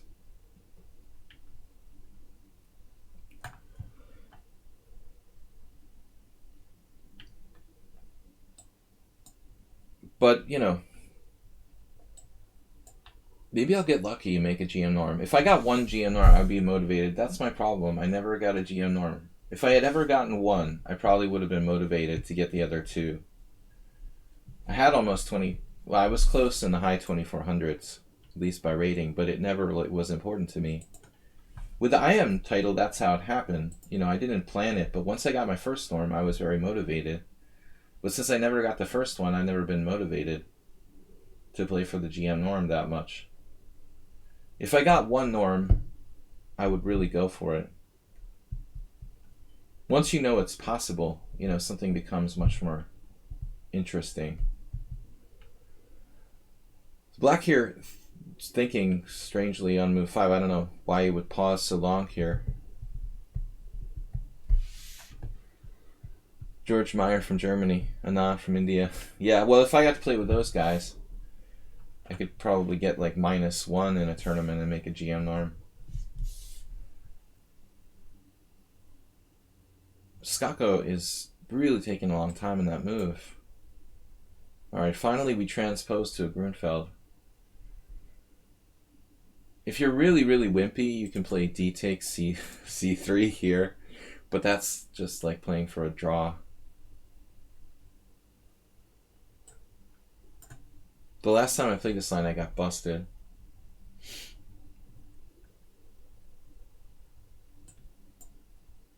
I lost a really bad game in a critical variation to some random 2100 who knew the theory perfectly. Not this variation though. He played the knight c6, which is, I think, the most interesting for black. This is a solid variation for black with b6, but it's not scary. Spidler plays this for black.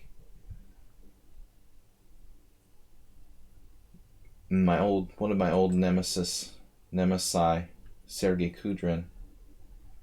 I don't think I ever had the balls to play this against Kudrin though. He just knows the Grunfeld too well. I was always playing like anti-Grunfelds. If I got a chance against him, I wouldn't go into a main line. I don't like playing main lines against experts, opening theoreticians. So this is weird. I feel like I made a mistake.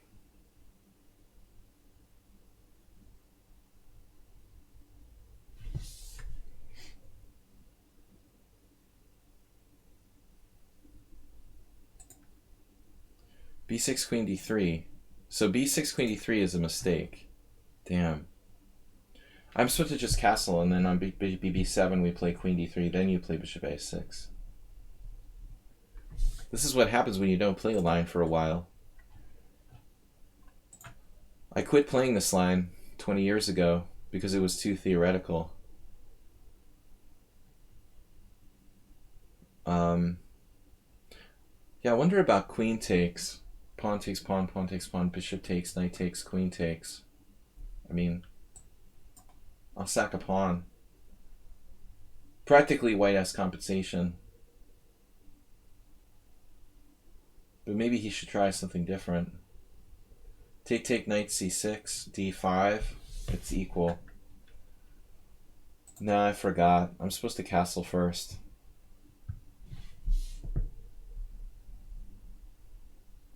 I basically gave this up when I started playing knight f3.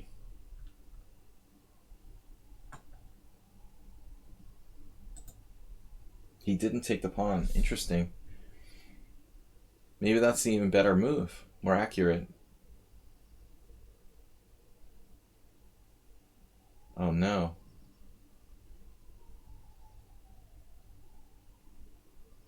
Queen c4.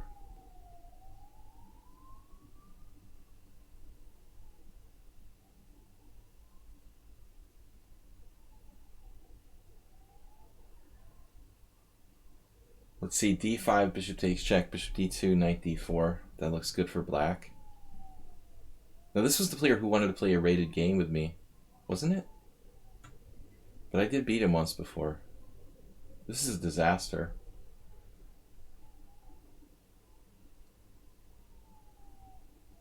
Screwed up the opening move order. Man, it doesn't seem like I should be lost.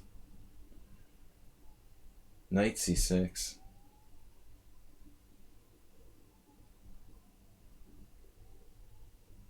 NM with a 1300 bullet rating? Maybe he doesn't like bullet. I have no bullet rating.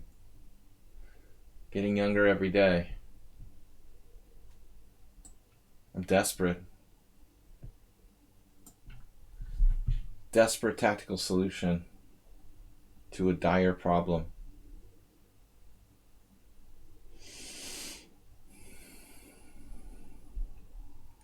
Please do not play queen d3. I just basically like wasted a tempo.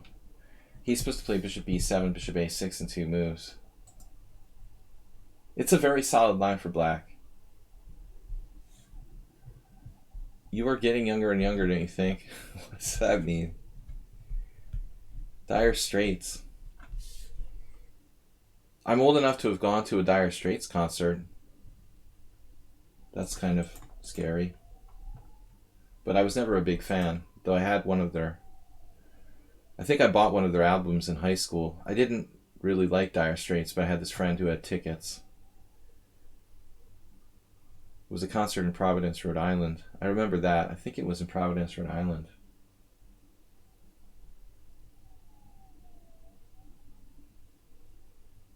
Early 90s. But if you're old enough to have seen Dire Straits in concert, you must be pretty old.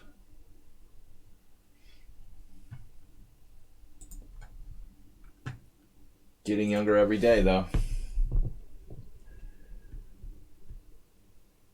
Tactical way of not losing material here for white. If pawn takes pawn, queen takes c6, obviously. And I protect the c3 pawn, so I can play d5 next move on almost any conceivable continuation. There's something completely artificial about this.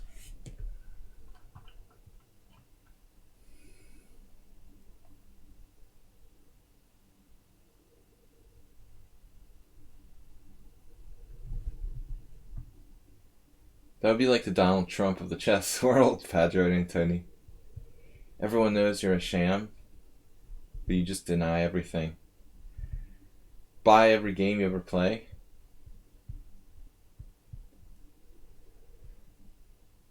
Just 21 years away. The 50+ section. If I was 29, that would be awesome. Maybe I'm 29. Man, I would... What? Say what? I don't understand. How can you sacrifice a piece here?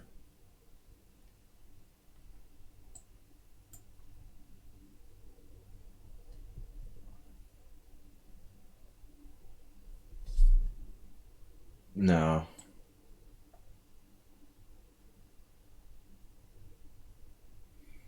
insufficient information.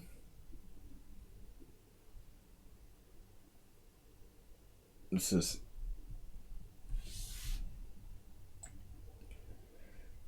Am I not allowed to castle or something?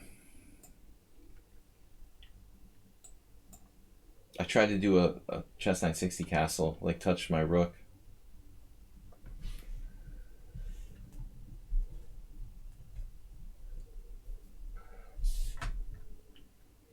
So it's interesting, but I mean, objectively, black can't sacrifice this piece. See y'all tomorrow. Warnaki, tomorrow night we're going to host a Blitz tournament here. Sorry, Rapid at 6:30. Come for the Rapid. Stay for the free beer. 6:30 CEST here on Lichess and Twitch. Thank you guys for being subscribers. Grishuk. Man, that's good that he's skinny. Most of us are getting fat during this pandemic. Grishuk's probably in better health than most people. He looks like he's pretty fit.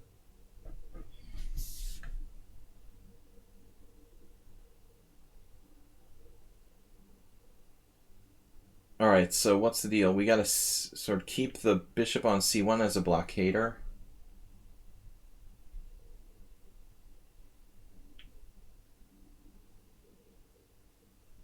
I could also play e5 in some moment. b3. It's an interesting quandary. So his idea is if I move the bishop, he plays c2, and then on rook c1, he can play bishop b2 and pick off the exchange back. If he wins an exchange back, he has practically enough compensation. So this is not that stupid. Not really sure what to do here.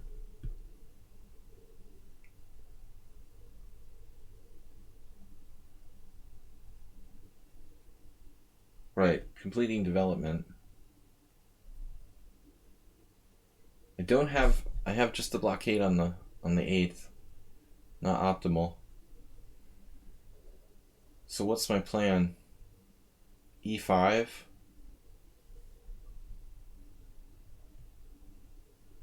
I guess I could play bishop e3. But another good idea might be not to get back rank mated. Now he's threatening what? Rook d1? c2 and rook d1. This could be a problem for me.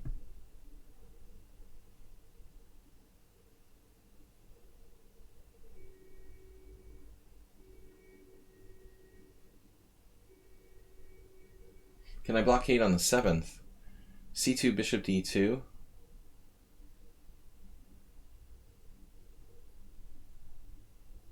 I don't like the way this is going. Rook b3 may have been a very bad move. I guess I could shift over here. c2, rook e3, rook d1, rook e1. But that was a nice little break we got. e5.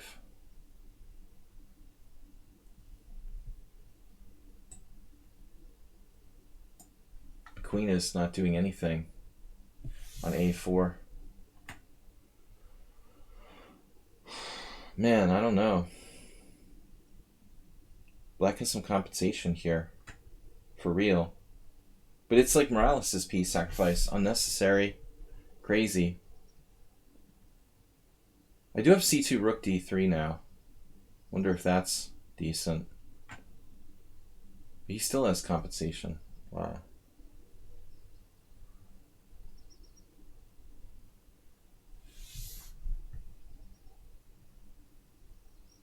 The Grishuk is similar to Walter Brown, like this great Blitz player who's also a time pressure addict.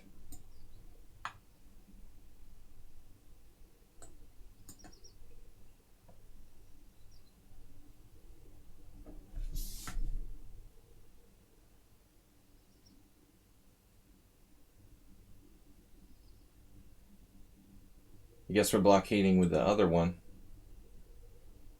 Damn. E5, anybody?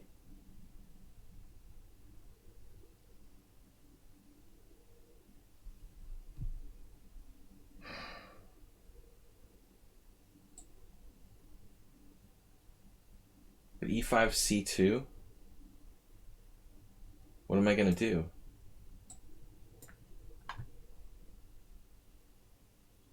Maybe I can play C2, Rook E1. This is crazy.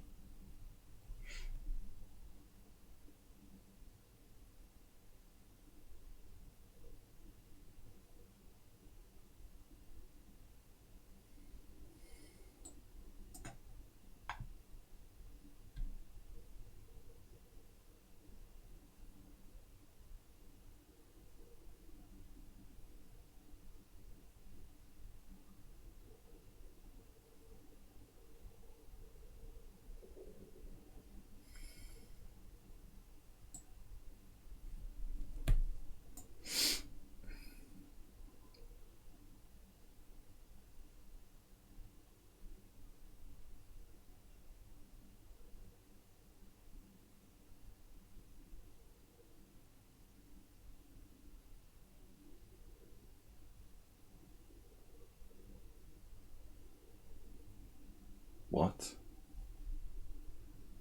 He just blundered.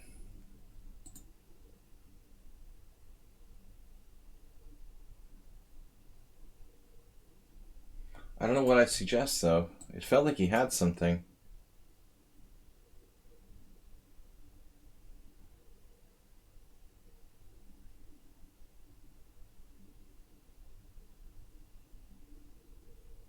What do we suggest there?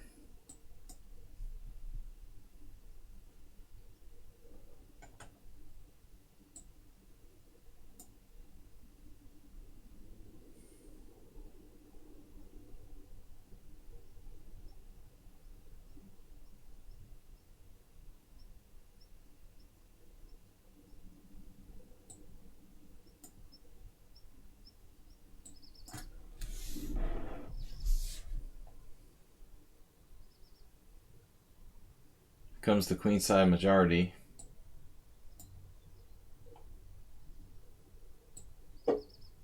I have queen b3.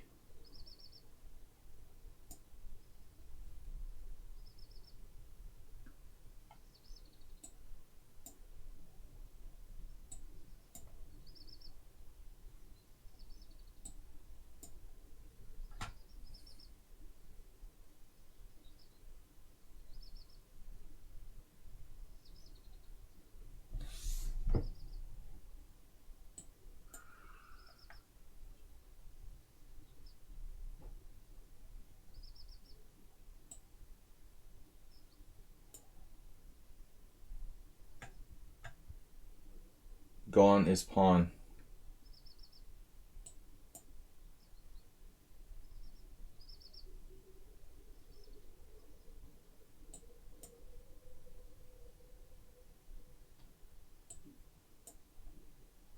Guess we'll put the pawns on white squares, try to avoid exchanges.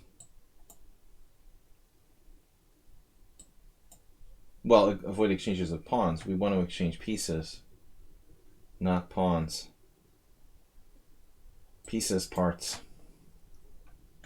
That's going to be a problem.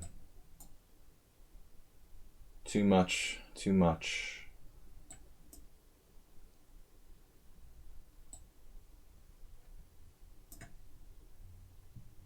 Give me. Feed me. Feed me more pawns.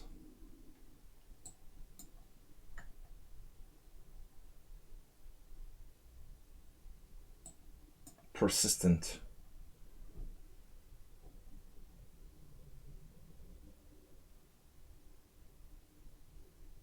Didn't Blackburn drink a lot while playing? Now that's an interesting question. You would think everybody would drink a lot in the later 1800s. All right, Blue fat president. But I didn't realize, not being that much of a chess historian, I think the interesting thing about Blackburn was that he was still playing, like way in like 1914. He was still playing like in St. Petersburg. That's a cool thing to imagine. Guy who was like playing in the second half of the 1800s still plays in like the strongest tournament in the world in 1914. It's pretty cool. But World War I was about to start. Ludlud, Fat President, Brodinsky. We have time for like 2 more games. I drink a lot while playing. That's what they say. Some people spread false rumors here. A lot is a relative term.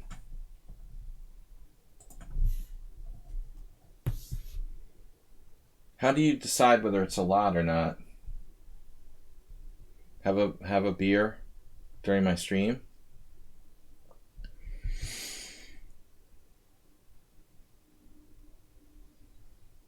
I told you about the story when Walter Brown got one of his pieces glued down. That's what Roman claimed.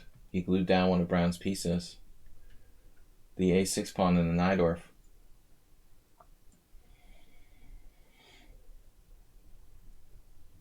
Maybe it was c5 actually. It must have been c5. He must have glued down the pawn from the first move. I don't think that Roman made that up. You know, it had to be a true story. Gluing down the pieces is an old trick, Acerbate. I like this line for black. I never really studied it, but it seems like the proper way for black to play. Actually, I looked at it with white when I played the English years ago, or similar lines involving c4. Okay, this is different. White has not played c4 here. I have considered playing this with white, though. I had a number of games. I think that e4 is the main move.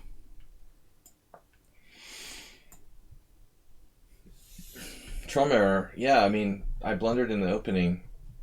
The piece sacrifice seemed kind of crazy. Maybe it wasn't that bad.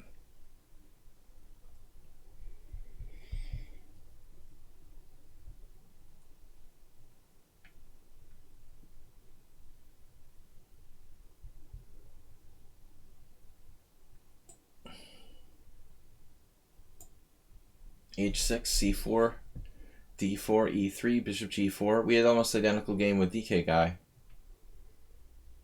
B3, however, seems slow. Sloth chess. But, okay, E7 has to be protected. I understand.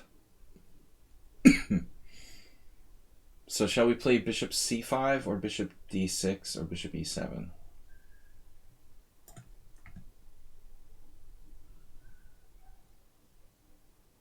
Bishop E2, Queen E7. Knight C3. Bishop E6. Knight E4, Bishop D6. Reverse Grunfeld style position. Give me the center. I'm going to get me some center. This obviously could happen very quickly. A3 is too slow. Very slow. So E4, Knight D4 may not be that bad for white.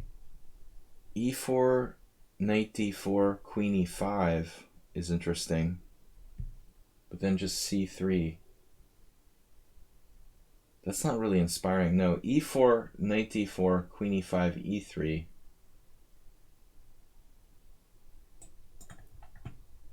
I don't know, he has Knight C3. The B5, these fresh weaknesses over here.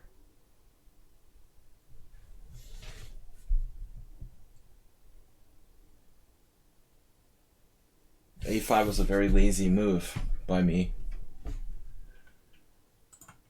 Don't believe everything you see. Rook E1 though. That can't be right. Oh my goodness. We've had 2 unsound sacrifices, I feel, played against me today. Now it's our turn. Bishop takes f2 check, king f2, knight g4 check, king g1, queen c5 check, e3. But it's not enough. That's not enough.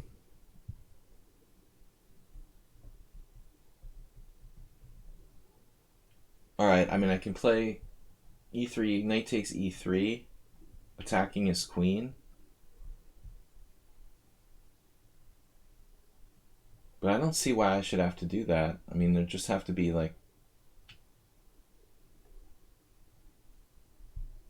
less high-risk ways to do this. Black's position is too good to sacrifice a piece. That's my opinion.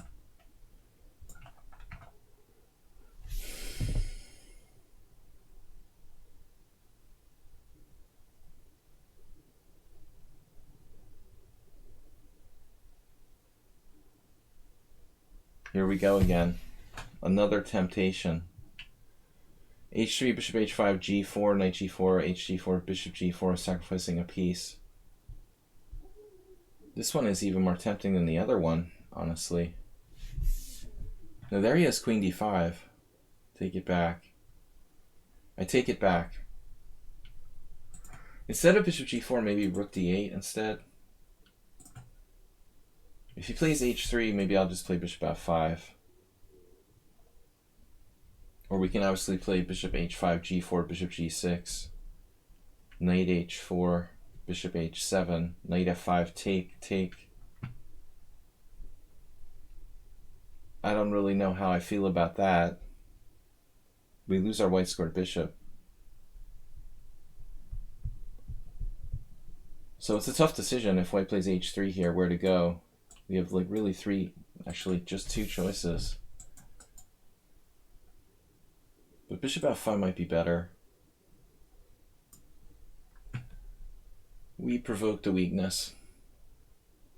But if knight h4, he's going to have to spend another tempo with like g4, bishop h7, knight h4. I'm not sure if that's worth the time.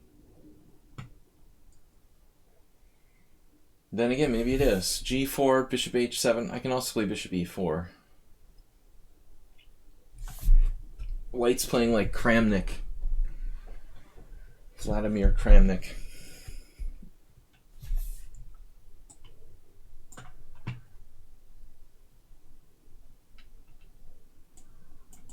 Now the bishop can drop back to c8, and our d5 is protected. You're building. Where's everybody going? Not time to leave yet.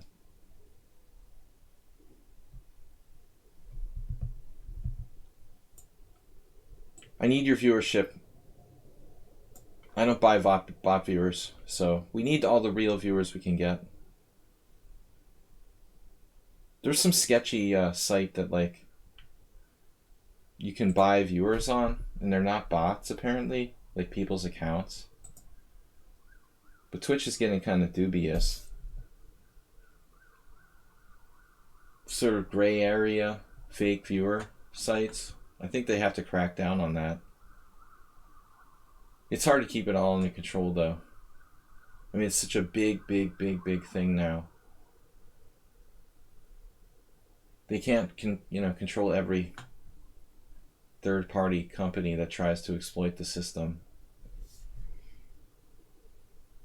But I've seen a lot of chess streamers recently with really high viewer numbers, and I just don't think those are real people watching their streams.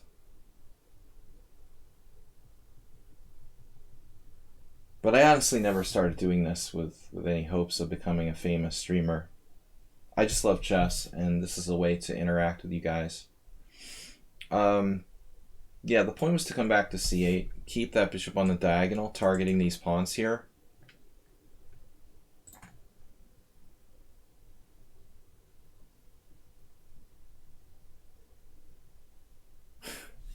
Kramnik is like... If Kramnik was dead, he would be rolling over in his grave now. But I made Ludwig's day. This other bishop could come back to here and b8. We could get the acerbate mate. But see, the center is where it's at. The central pawns. I think the problem is the opening, right? If you play something like this, you have to be able to fight back against my d5 pawn. And fast. I'm telling you, I had a really interesting game with DK guy with c4, I'm pretty sure. That's got to be pivotal. Now you play c4, alright, but I don't get it here. This doesn't seem as good now. It looks like white's in danger. I mean, e4, knight d4, maybe. Can I play takes, e4?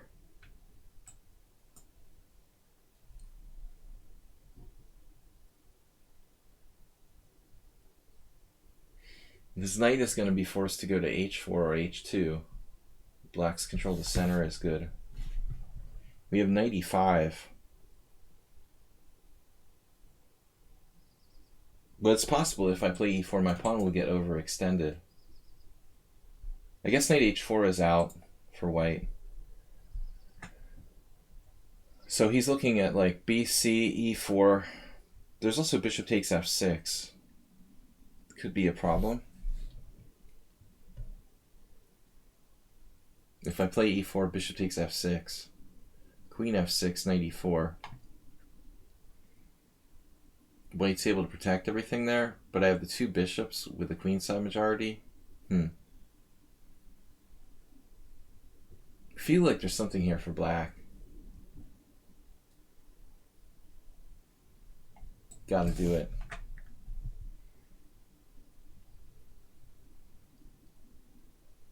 Yeah, I mean, I think with the banner blitz type of stuff, I remember back in the day I used to do typed commentary on the World Chess Network around 2000, 2001, 2002. With banner blitz, though, I mean, you have to get kind of used to it. I mean, Kramnik is never needed to do, like, you know, a lot of media to make a living in chess, you know, and then maybe he does for the first time, but I know he's done stuff. He's done stuff for ChessBase. But live talking is different. So this is interesting. Many a Moscow variation has been lost by me against strong players with that overextended pawn.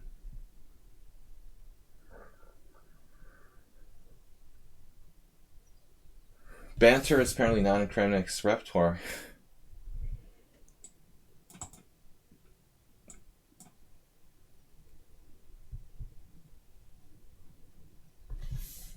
But it's a shame, though, because he is a highly strategic player. He could really give a lot of insights.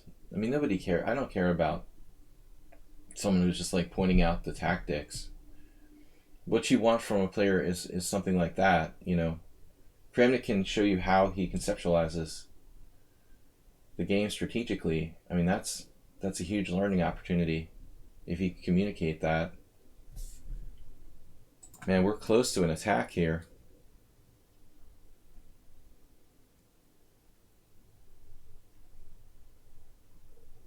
Close, but no cigar.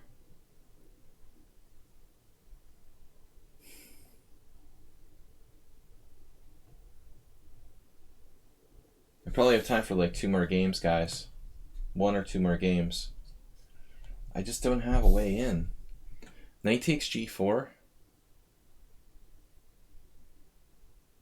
There are some neat possibilities, though.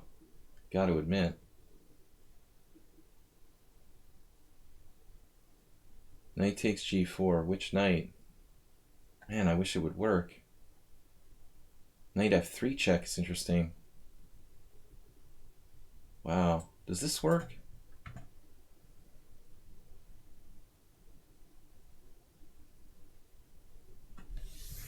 I mean, it's interesting, right? Now we're talking about maybe sacrificing a lot of stuff. More sacrifices. More floor.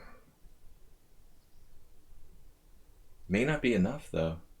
Now that seems like a panic reaction.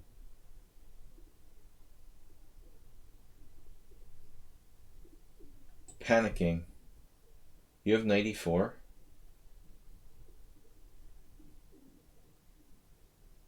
Better not have 94.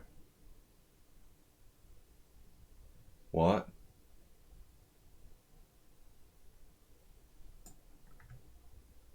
So you have 94 for real? Queen takes. 94, I missed it. Well, that sucks.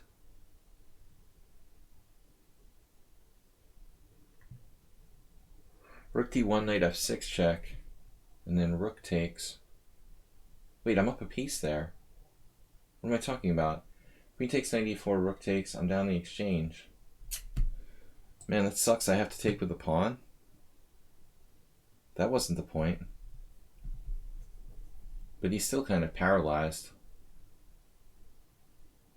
This is not clear.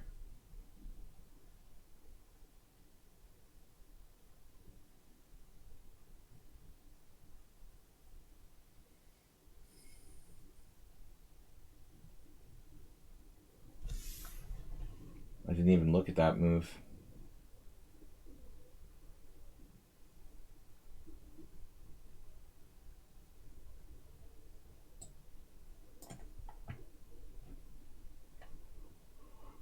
Just disintegrated into a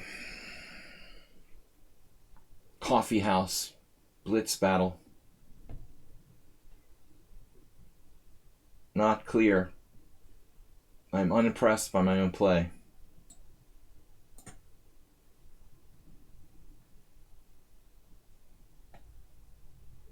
Losing on time in a slightly worse position. But not lost. Maybe rook a2 instead of queen c2. Rook a2 was the best move. Because here you could play queen takes f3. I thought that was an easier way to get out of it. Like bishop takes a3, queen f3. You're still alive. Good game. Not easy. Fat president. I guess this is our last game for today, guys. All right. Fat president, good player. Feel like something dynamic. Haven't played our boring Nims. Oh no. Even the fat president plays the London. Now he never played the London before. Ugh. God, that's how I have to finish the day with the London system. H3. Please, no London. H3 feels slow. It is slow.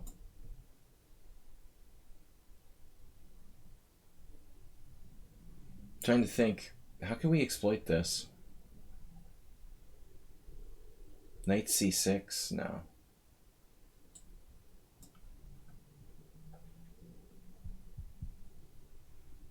Old Indian style. He has not played e3 yet, and then the bishop h2 is possible. God, this is so gross.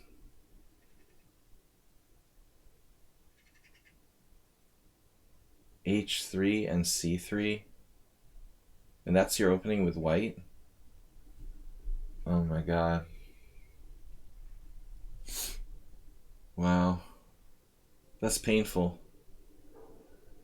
Man, this is seriously painful. So b6, knight b2, bishop b7 maybe? Looks a little slow.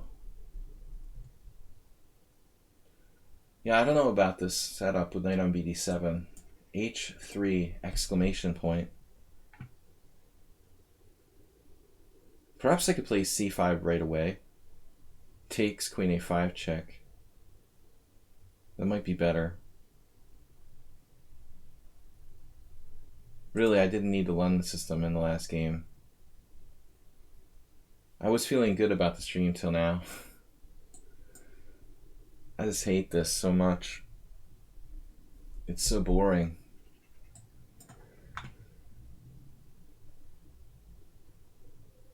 Alright. But he's playing kind of quietly here. I mean, objectively, white should probably try for like e4.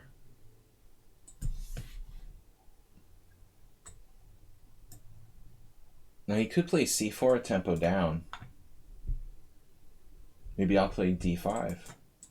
c4 d5 is not a stupid idea. White's trying to play like the classic solid London. This is a bit of an unusual move. I mean, I think white normally goes knight d2 and uses the a pawn. So I don't know what knight a3 is. That's kind of weird. He's trying to play knight c4. It's a move, but not as common. This is like classic old school. Ray-T versus the London. Lasker played like he's playing with black pieces against Ray-T, but he would have played knight d7, not knight a3. New York. No, actually London. I mean, that's how the name London must have come about. One of the famous master tournaments of the last century. I suppose I never really stopped to think about it. But this looks a bit weird.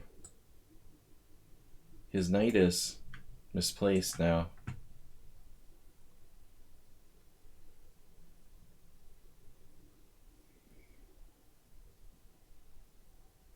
You know, Gadakamsky, of course, lover of the London system, would put his knight on d2 and play a4. That's all very standard. But even Fat President here could have played like knight c4, which seems better. Now after bishop d5, feels like I'm asking for trouble if I play that move. Black is better, but I have to make a decision and he's moving fast. I'm not sure. Queen a5, rook c8. Rook c8 is a really fundamental move. I mean, that looks pretty good. He could play c4 though. Actually, he could have played it last move. Why doesn't he play c4?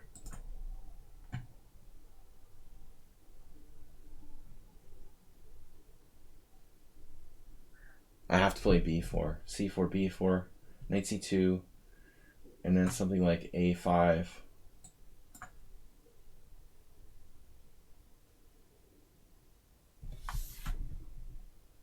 Famous last words. So DC, b takes a there.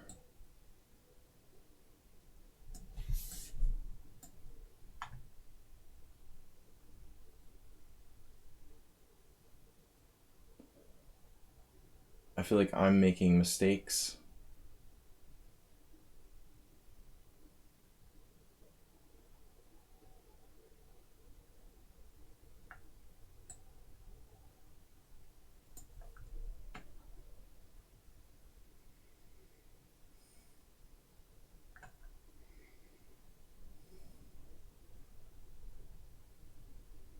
Yeah, the b6 pawn.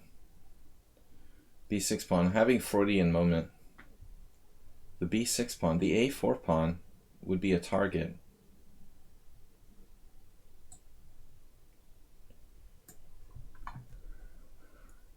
Would be, could be.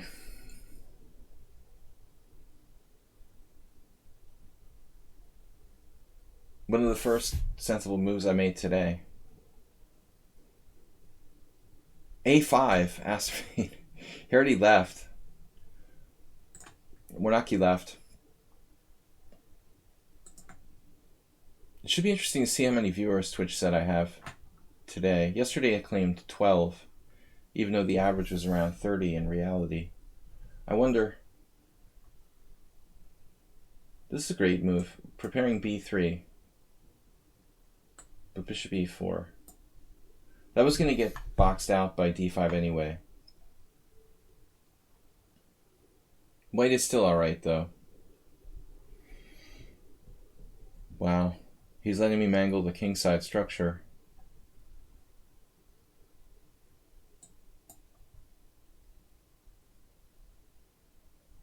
d5 at some point, but now my queen is a bit of a question.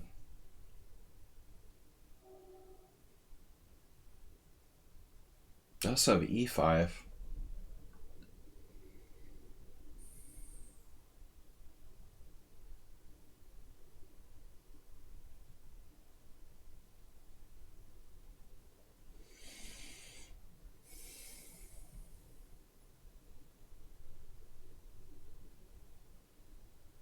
He's just too fast.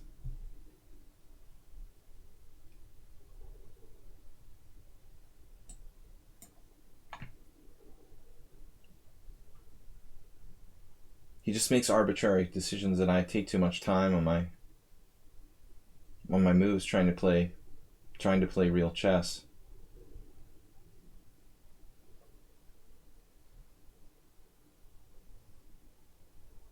But I don't know about this. This doesn't look that great.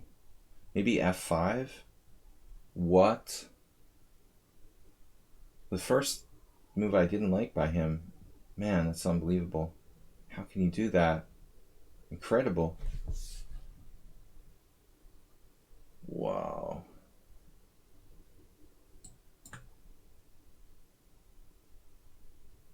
What am I doing here? Utterly random.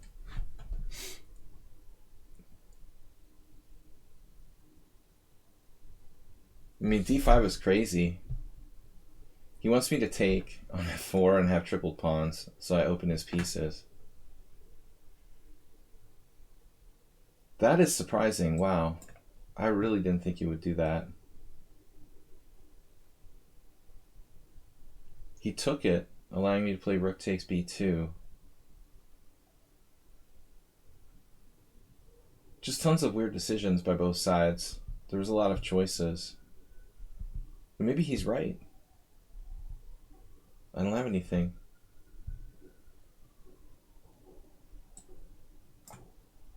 I'm going to have to take it and play like rook b4.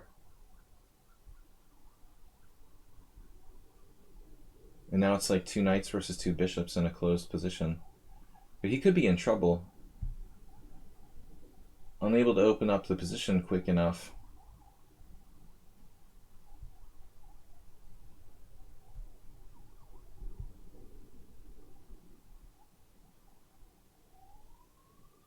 I think we're good. Like rook b4.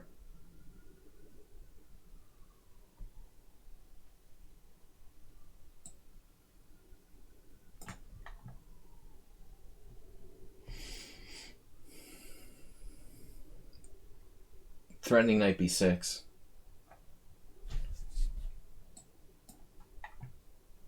He's structurally destroyed. And I haven't even taken on f4.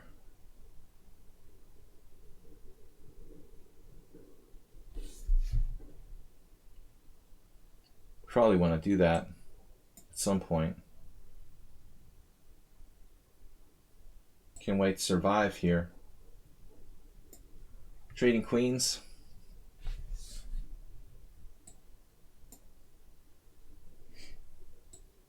It doesn't have control of the queening square.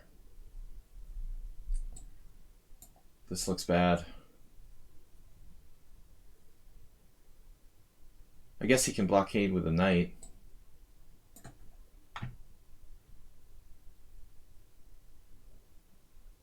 That's what he's going to do.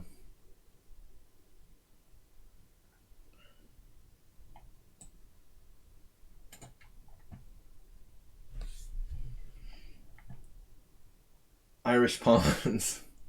When Irish pawns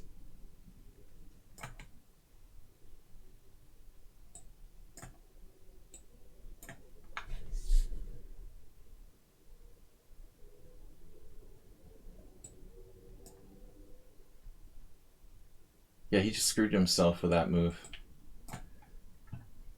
Because he could have put his rook on a2. But, or c2, I mean. Rook b3 actually loses. If there's any hope here, it's like to defend with a blockade with a rook on c2, but it's probably lost for white. And this was weird. I mean, after queen e8, I was like, oh, okay, everything's fine. But he doesn't have to take that pawn. Yeah, I was much better. I didn't realize how good my position really was, though, all the time. He never should have allowed the pawn structure to get destroyed. The computer actually likes this move. This wins a piece. Oh, shit. It wins a piece with e5, e4.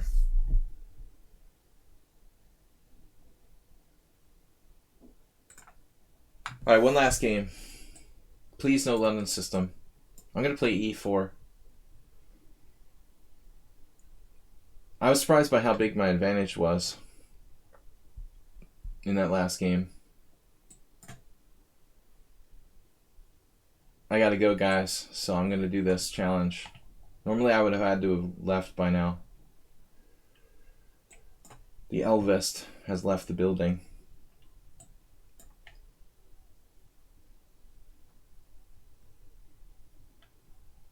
The non-sacrifice. I know b4 is a gambit. You can play b4 right away. And then my f2 square. Knight f3, knight g4. Somehow that doesn't seem right.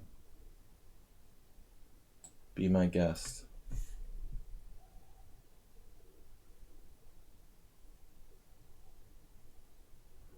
Astrobate, would you play knight g4 here? Or bishop g4 perhaps?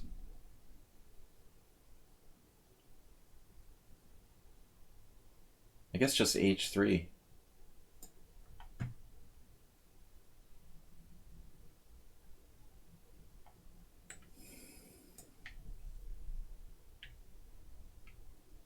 Whoa. It's the day of unsound sacrifices. The Day of the Dead. Everybody's sacrificing pieces against me. What is this? Morales beat me. And now everybody's going to do it. Black doesn't have a development to get away with this. You have no development. How can you sacrifice a piece?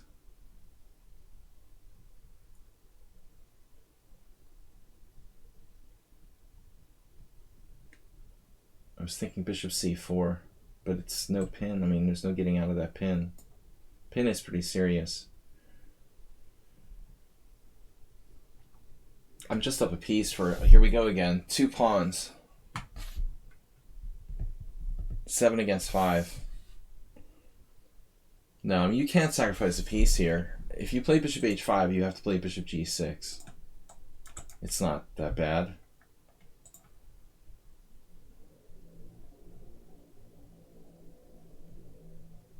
It worked for Morales, though, but he got 3 pawns for a piece. The secret is getting 3 pawns and me not knowing about it. To, like, secretly get 3 pawns.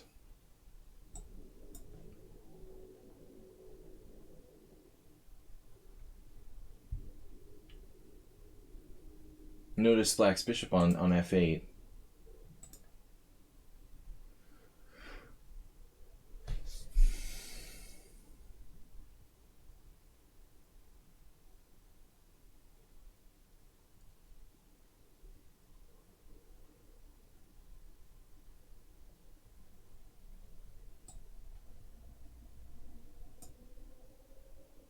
But the knight on a5 is bad as well.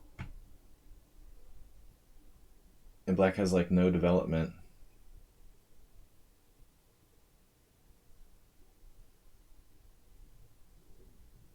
Bishop h5 probably helps Black.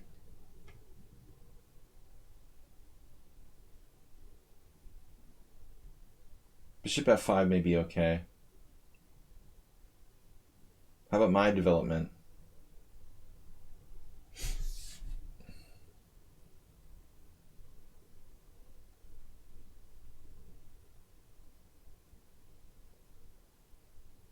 Bishop h5, g6. Black is just clearly gaining tempi. And g6 is a useful move anyway. I was thinking bishop g4.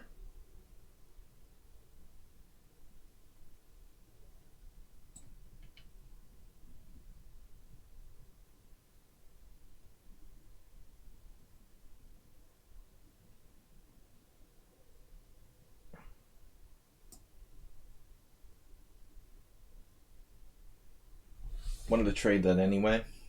His best minor piece. Queen d4, queen e2. This was my plan. Queen e2. Well, not the only move, I guess.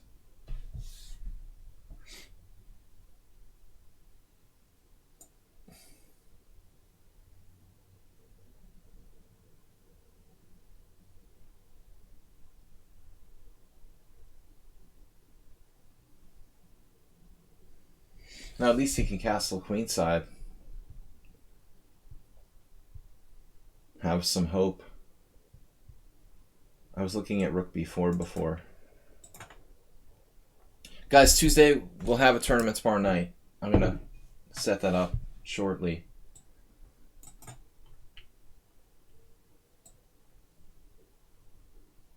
Always trade queens when you're up pieces. The question is how? Do I have a better trade of queens? He's starting queen c2, so queen e4.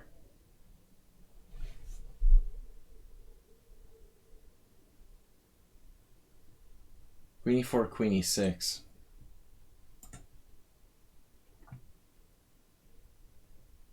Now my knight is misplaced. h5 will be a tempo. But he's got a knight on a5. That's a huge problem.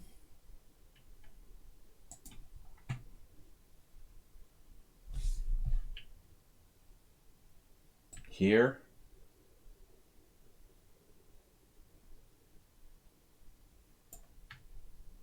What does black do? I guess he could have played that last move. It was strong then too. You're losing f7. Edward Elric, welcome back. I'm just wrapping up the stream here.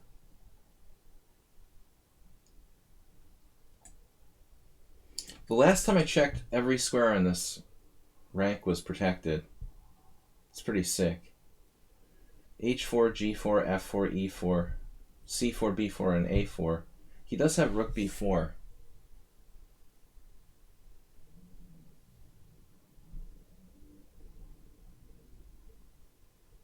Wonder if I should play knight takes f7 right away, or develop a piece first. I really need to get the f7 pawn.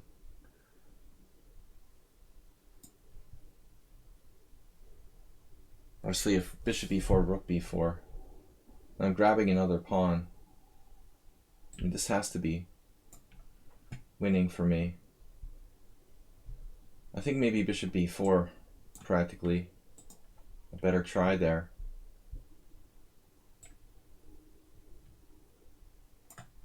Now rook b4.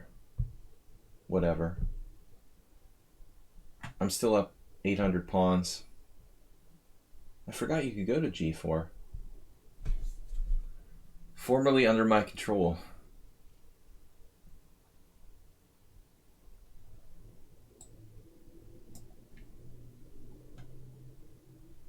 But I do have an extra knight. That's somewhat beneficial.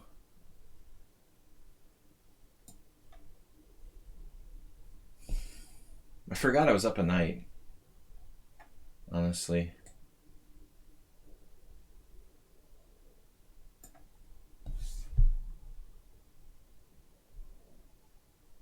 Sort of sad to trade that guy off. Guys, we're going to be back tomorrow night. Edward Elric, maybe you can join us for the Rapid Tournament tomorrow night on Tuesday, 6:30 CEST.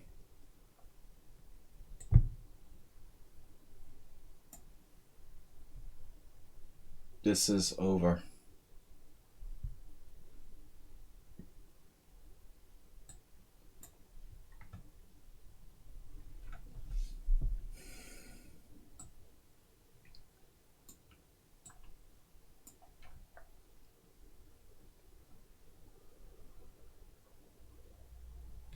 Pretty good night. Thanks, guys, for watching.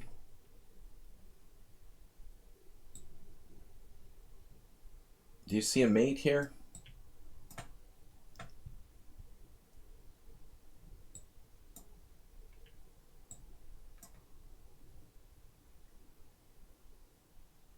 He's got to run the other way. Master has that.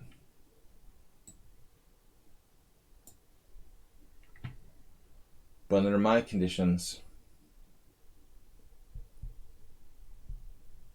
right, I need that c7 pawn.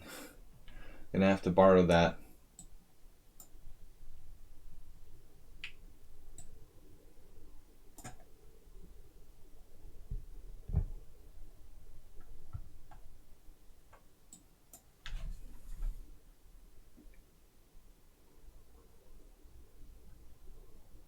Alright guys, thanks everybody for playing. We're going to be back tomorrow night. Astrobate, Edward Elric, thanks for being subscribers. Those of you who are not subscribers, please do so. Thanks for the support, guys. Don't forget to donate and support the stream. It's a new week. Appreciate it, guys. See you tomorrow night, and I'll set up the tournament and send a message to the team. Hey guys, don't forget, tomorrow night, Ponda Rapid 11. See you guys then. Bye-bye.